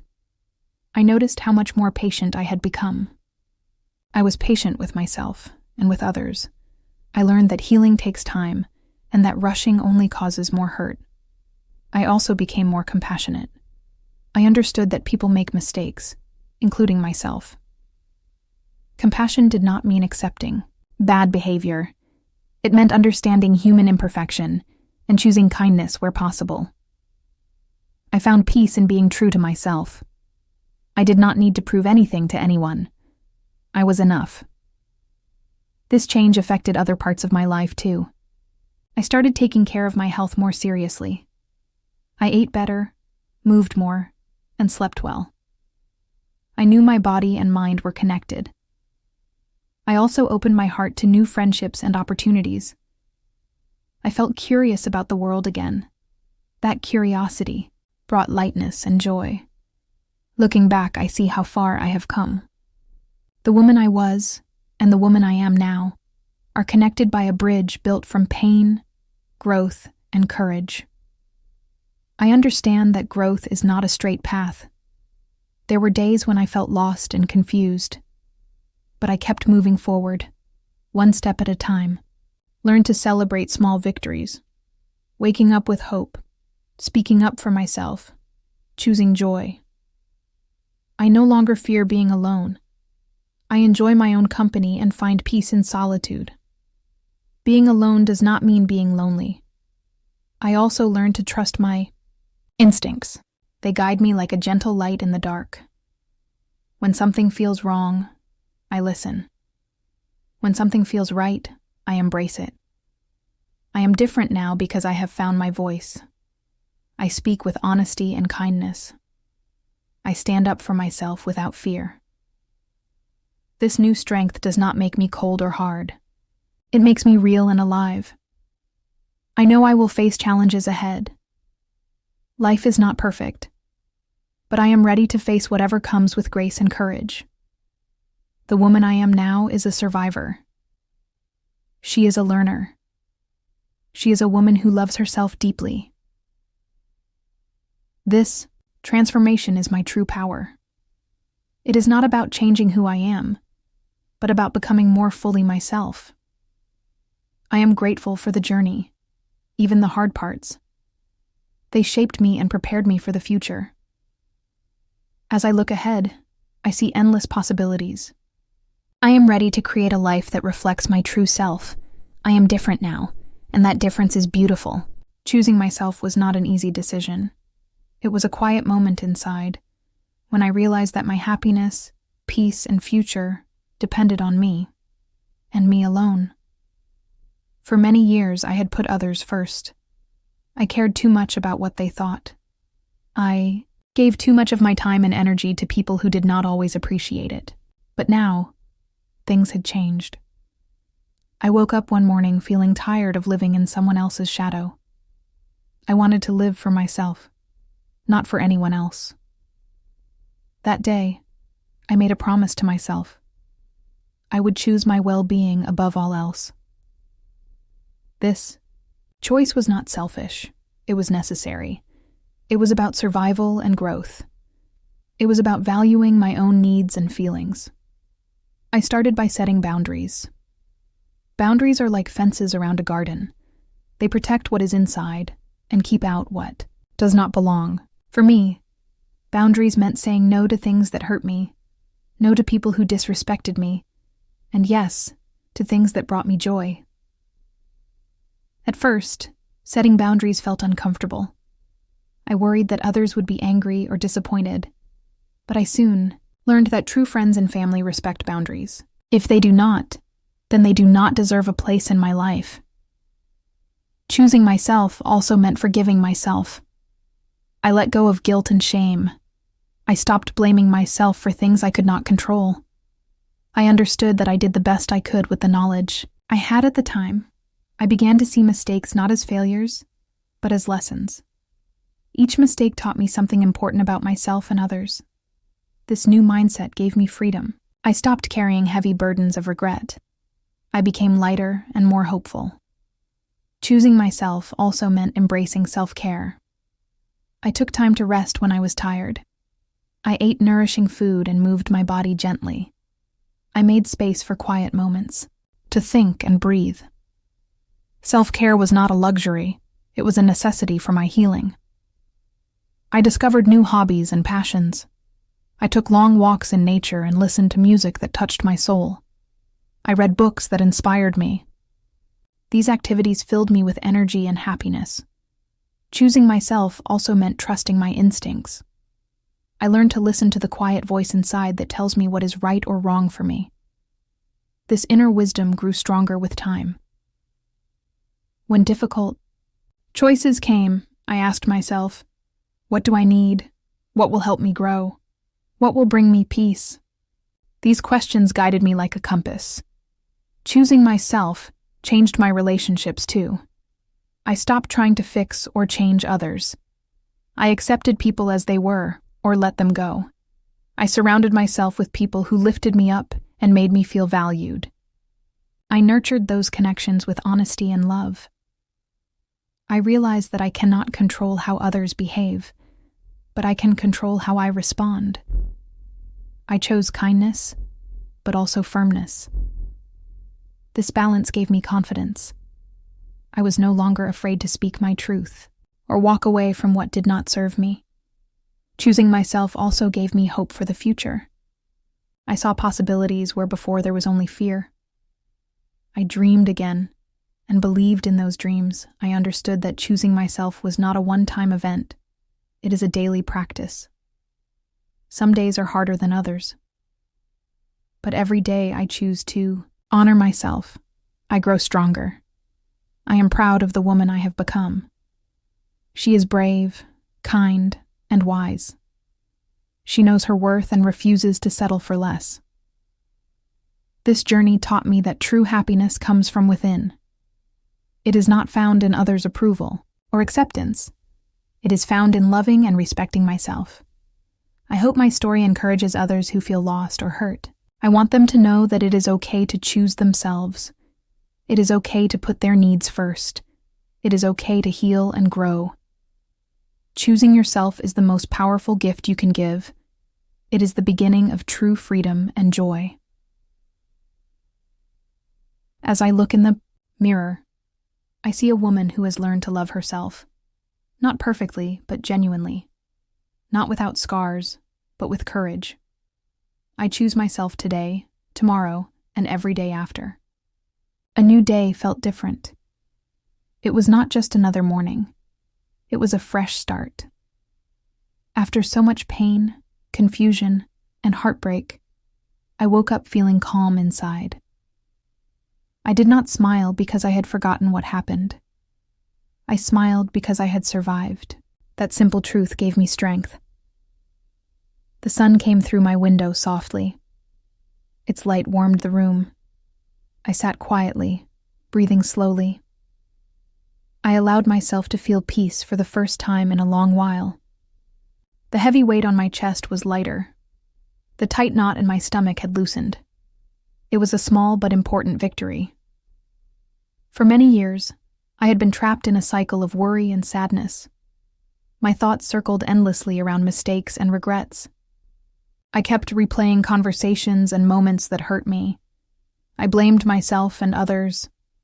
I wondered if I could have done things differently. If only I had spoken up sooner.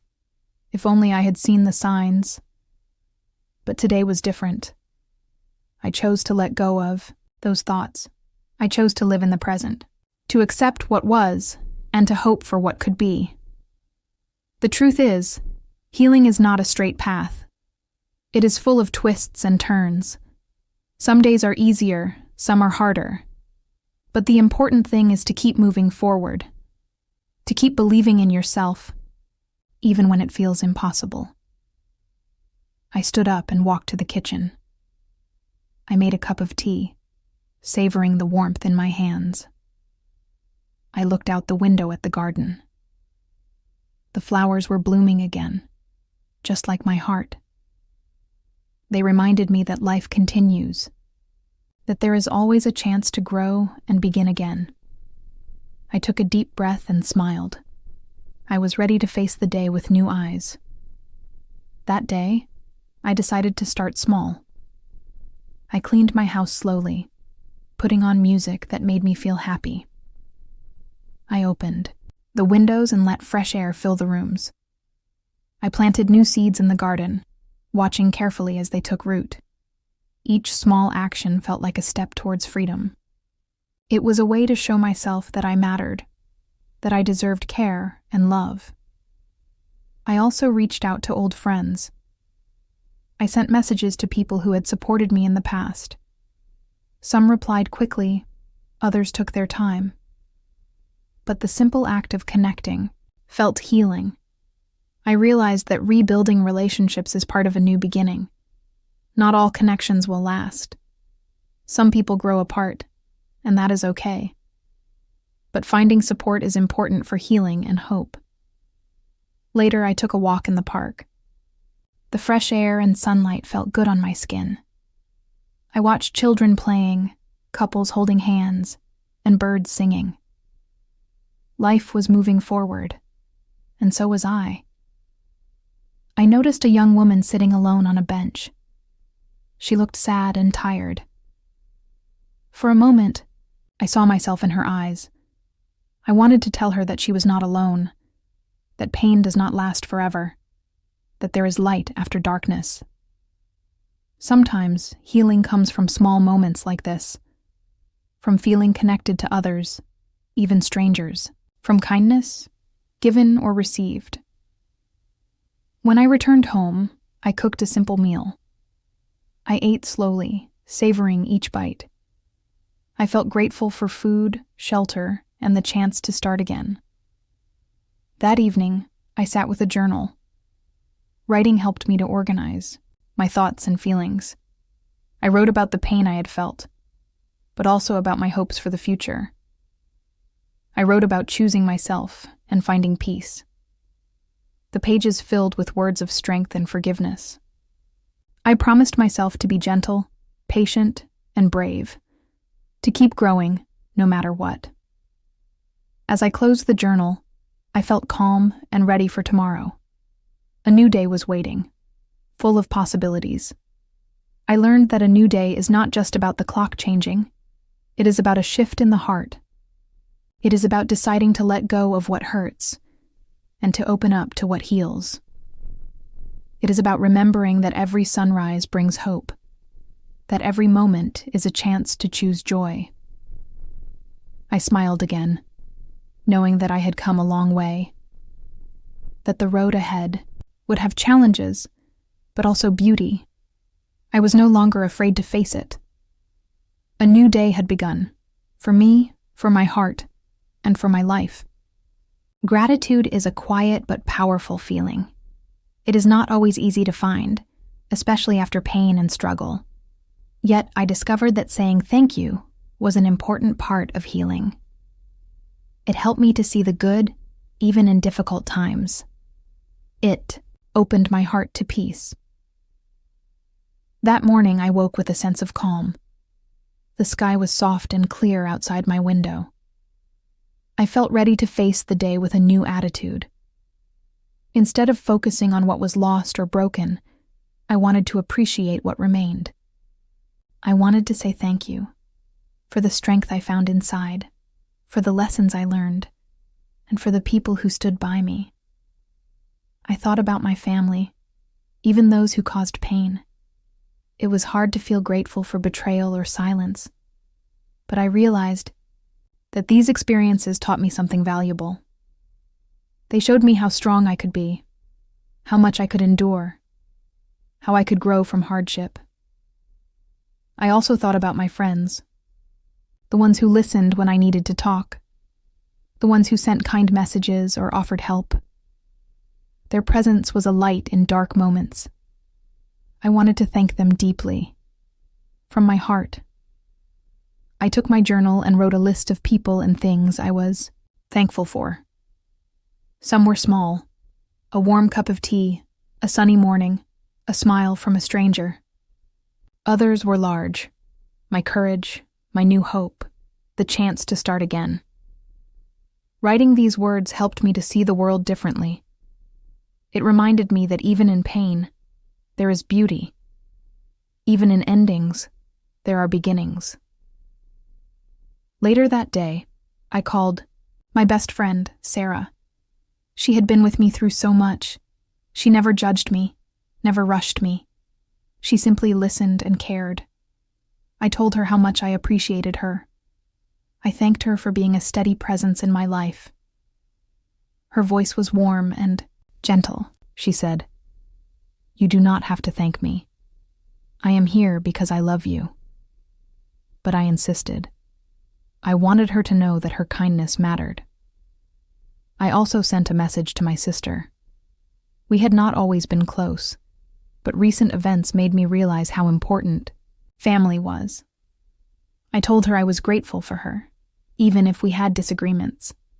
I hoped we could rebuild our relationship slowly.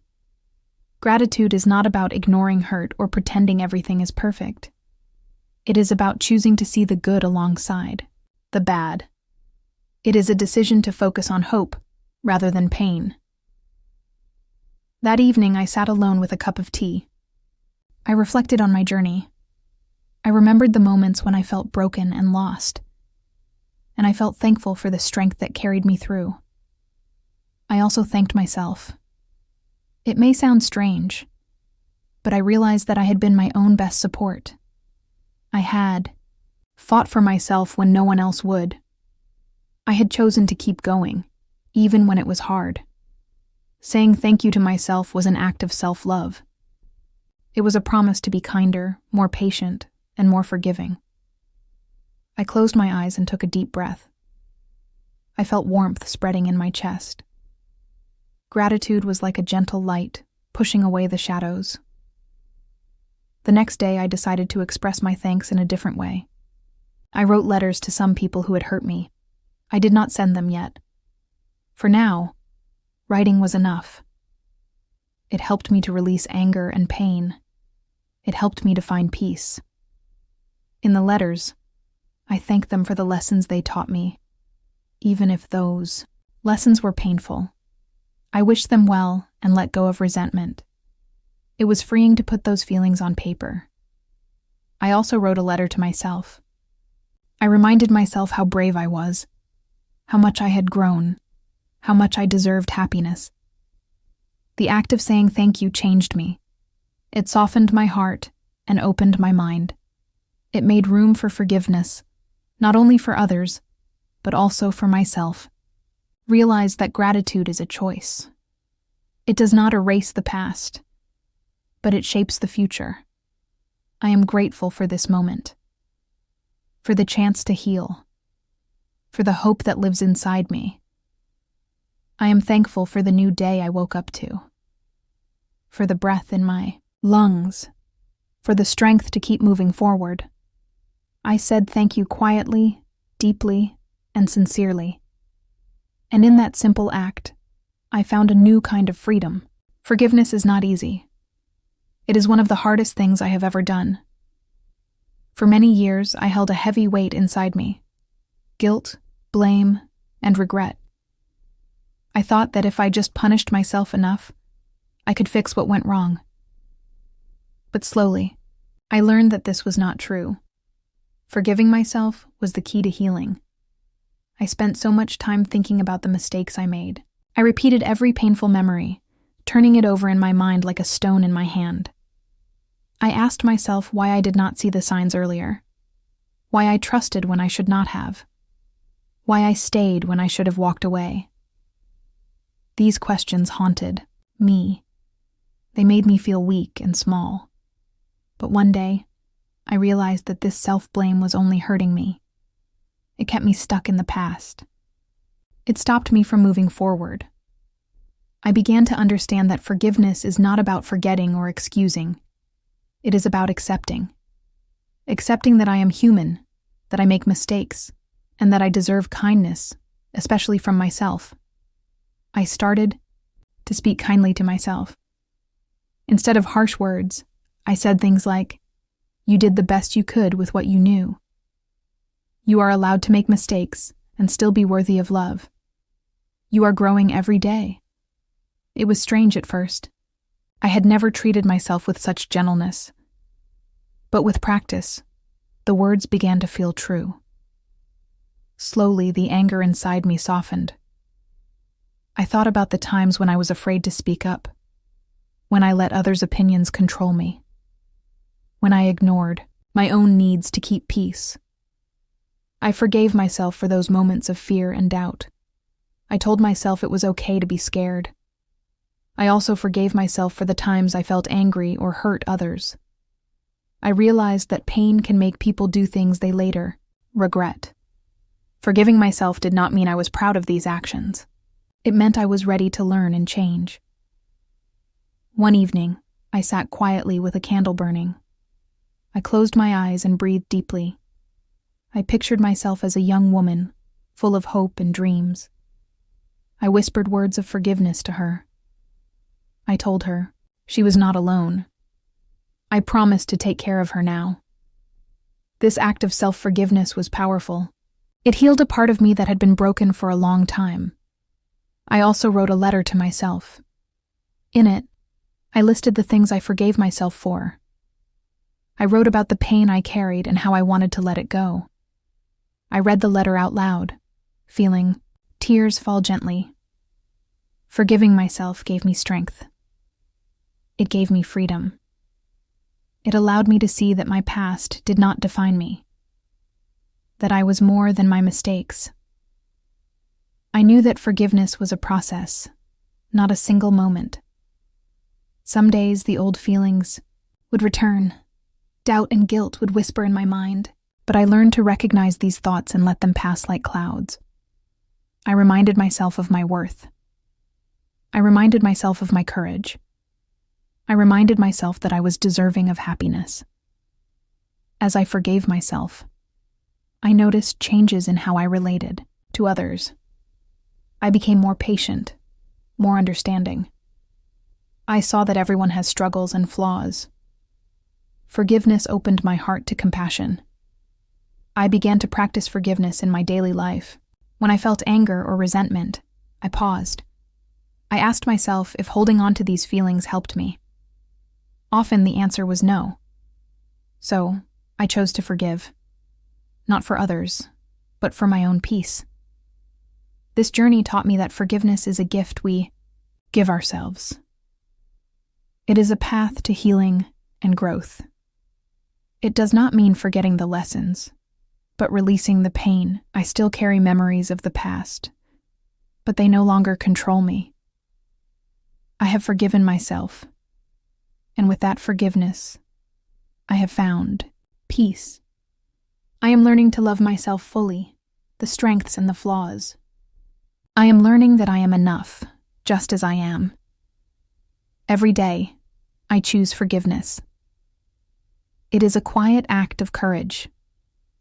It is a promise to myself to live with kindness and hope. I am free from the chains of guilt and regret. I am ready to embrace the future with an open heart. Forgiving myself was the greatest gift I ever gave, and I will carry that gift with me always. Freedom is a feeling I had almost forgotten. For so long, I was trapped by guilt, by fear, and by the weight of other people's expectations.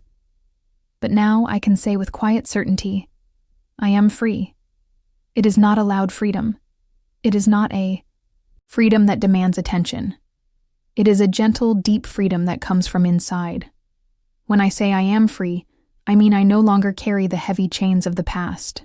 Those chains were invisible, but they pulled me down every day. They whispered lies that I was not enough, that I was broken beyond repair. They told me I had to stay in the same place, to keep repeating the same mistakes. But one morning, I woke up and decided that I would not live that way any longer. I decided that freedom was more than a word. It was a choice. I took off my shoes and walked barefoot on the cool grass in my garden. The earth felt alive beneath my feet. The soft breeze touched my face. The sky stretched wide and open above me. In that moment, I felt something I had not felt in years. Lightness. This lightness was freedom. It was the freedom to be myself, without apology. To live according to my own values, not someone else's. To make mistakes and learn from them. To feel joy without guilt. To love without fear. I remember a time when I thought freedom was only possible if others agreed with me. If my family respected my choices. If my daughter understood me. But I have learned that freedom comes first, from within. It is a gift we give ourselves. I began to dance in my living room, alone but happy. My movements were slow at first, unsure, but then they grew stronger. I felt my body wake up, my spirit rise. I laughed quietly, not caring if anyone saw me. I was free. Being free also means forgiving the past. It means releasing anger and resentment. I have carried these feelings for too long. They were like heavy stones in my heart. But as I forgive, these stones fall away. I understand now that holding on to pain only hurts me. It does not change what happened. It only steals my present happiness. Freedom means choosing peace over conflict, choosing kindness over bitterness, choosing hope over despair. I also learned that freedom is not the absence of responsibility. It does not mean ignoring the people I love. It means setting healthy boundaries. saying no when something does not feel right, protecting my own well-being. I remember telling my daughter that I would no longer accept being treated poorly. It was a hard conversation, full of tears and silence, but it was necessary. Freedom means speaking my truth, even when it is difficult. Walking barefoot, dancing, speaking honestly. These small acts became symbols of my new life, symbols of freedom.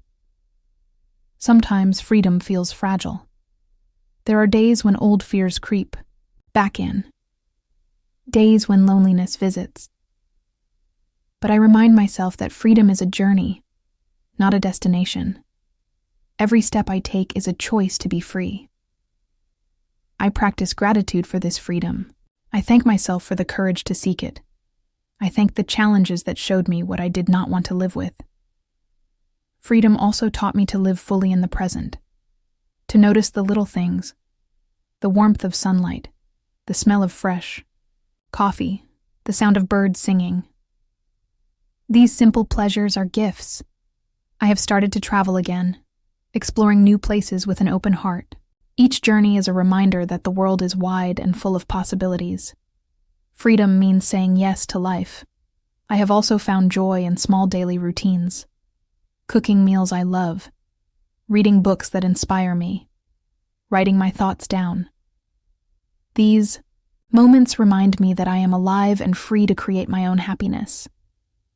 Freedom gave me the courage to reconnect with old friends, to build new friendships, to share my story without shame. I found that true freedom grows when we are honest with ourselves and others. I no longer hide behind masks or pretend to be someone I am not. I show up as I am, imperfect, hopeful, and strong.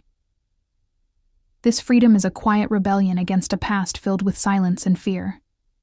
It is a declaration that I will live on my own terms. As I stand barefoot on the earth, I feel a deep connection to myself and the world. I am part of something bigger. I am alive. I am free. I want to tell you, dear listener, that freedom is possible for you too. It may not come quickly or easily, but it is there, waiting inside you. Take small steps. Be gentle with yourself. Trust that you deserve this freedom. You are not alone. I am free now, and I carry this freedom with me every day. It is a gift I will never take for granted. For many years, I struggled to understand who I really was. I let other people's opinions, expectations, and judgments shape my identity. I was a mother, a wife, a daughter, and many other roles. But I lost myself somewhere along the way. Now, after so much pain and growth, I can say clearly, I know who I am. Knowing who I am is not about boasting or pride. It is a quiet confidence, a calm acceptance of myself, with all my strengths and weaknesses. It means I am comfortable being alone with my thoughts. I do not feel the need to prove myself to anyone. I accept my story, with all its twists and turns. I know I am a woman who has faced many challenges. I have been hurt deeply by people I loved. I have felt loneliness and confusion. But I have also found courage I did not know I had. I have grown stronger through each experience. I am a person who values honesty and kindness. I try to live with integrity, even when it is difficult. I am someone who loves deeply and forgives slowly. But I also protect my heart. I understand that love is not always easy, but it is worth fighting for. Knowing who I am means I no longer seek validation from others. I used to worry a lot about what people thought of me. I changed myself to fit in, to please others, and to avoid conflict. But that only made me feel empty and tired. Now, I listen to my own voice first. I have learned to trust my instincts. When something feels wrong, I pay attention. When something feels right, I follow it. This trust in myself has given me freedom and peace. I also know that I am not perfect, and that is okay. I make mistakes. I have regrets. but I do not let those define me. I am more than my past errors. I am a work in progress, always learning and growing. Knowing who I am means accepting my emotions fully. I allow myself to feel sadness, anger, joy, and hope. I do not hide my tears or my laughter. I understand that emotions are part of being human, and expressing them is healthy. I am a woman who cares deeply about family, but I have learned that family is not only those we are born to.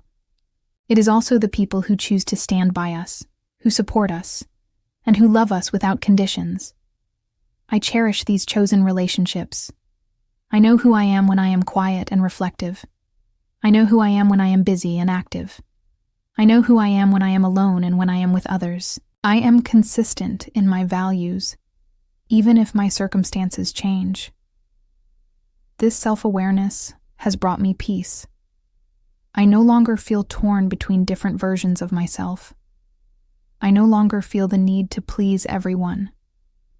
I live authentically. I have discovered passions that bring me joy. I love to write and tell stories. I find comfort in nature, in quiet walks, and in watching the changing seasons. These things remind me of life's beauty and my place in the world. I am someone who believes in hope, even when times are hard.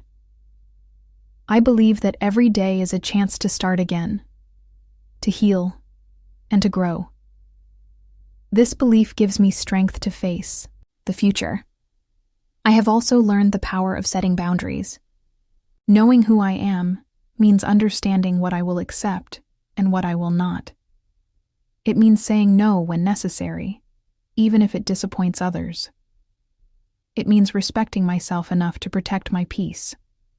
I know that I am deserving of happiness. I do not need to earn it or wait for permission. I deserve love, respect, and kindness, just like anyone else. This knowledge has changed how I see myself. It has helped me forgive those who hurt me. It has helped me forgive myself. I have come to understand that identity is not fixed. It changes and grows as we do. But the core of who I am, my values, my dreams, my heart, remains steady. I am proud of the woman I have become, not because I am perfect, but because I am real, because I have faced darkness and found light, because I have chosen to rise again and again. Knowing who I am has brought me freedom. Freedom from fear, from doubt, and from the need to control everything. It has brought me peace in my own skin. I hope my story shows you that you can find your own truth too. It is waiting inside you. You do not have to be anyone else. You are enough. Every day, I wake up grateful to be me. I look in the mirror and smile, not because I love every detail, but because I honor the journey that brought me here. I know who I am, and I am ready for whatever comes next. As I reach the end of my story, I want to speak directly to you, the listener. This journey I have shared is not just mine. It belongs to many people who have faced pain, confusion, and the struggle to find themselves again. I hope my words bring you comfort and courage. Life is not easy. Sometimes, the people we love hurt us the most. Trust can break, and hearts can break too. I have been there. I have felt the sting of betrayal and the weight of loneliness. But I want you to know something very important. You are not alone. There is hope even in the darkest times. When my daughter told me I repeat myself, I did not understand it at first. Now I see she was hearing my pain and my warnings. I repeated the part about cutting her out of my will because I needed to protect myself. It was my way of saying that I would no longer accept disrespect or cruelty. Sometimes standing up for yourself means making hard choices. It is okay to say no. It is okay to set boundaries. You do not owe anyone your happiness or your peace. Loving yourself is not selfish. It is necessary. When we care for ourselves, we become stronger and better, able to love others. I want you to remember that your story matters. Your feelings matter. Your voice matters. Even if people try to silence you, do not let them. Speak your truth gently but firmly. You have the right to be heard. Healing takes time. It is not a straight path. Some days will be easier than others. You might feel lost or afraid. That is normal. Be patient with yourself. Small steps forward are still progress. Do not be afraid to ask for help. Friends, family, or professionals can support you. You do not have to carry your pain alone. Sharing your story can lighten your burden and help you see things more clearly. Find joy in the little things. A warm cup of tea, a walk in the fresh air, a good book, or a kind smile. These moments remind us that life also holds beauty and hope. Remember that forgiveness is for you, not just for others. Forgiving someone who hurt you can be very hard, but it frees your heart from anger and pain. You do not have to forget what happened, but forgiveness can help you move forward. Most importantly, be kind to yourself. Speak to yourself as you would to a dear friend, with compassion and encouragement. You deserve that kindness. Your identity is your own. No one can take it away from you unless you let them. Embrace who you are, with all your imperfections and strengths. You are enough, just as you are. If you are struggling with family, know that you can still create a chosen family. People who love and respect you are your true family. Cherish those relationships. Life will bring new challenges and surprises. You will continue to grow and change. Embrace this journey with an open heart and mind. Trust that you have the strength to face whatever comes your way. Thank you for listening to my story. It has been healing for me to share it, and I hope it has touched your heart. If you feel moved, please share your thoughts or stories with others. We all need connection and understanding. Before we end, I want to leave you with one last thought. Your life is a story still being written. You have the power to choose how the next chapters will go. You can choose hope, love, and courage. You can choose to rise, no matter what has held you back before. May you find peace in your heart and strength in your soul. May you know that you are never truly alone. And may you always remember, you are worthy of love, happiness, and respect.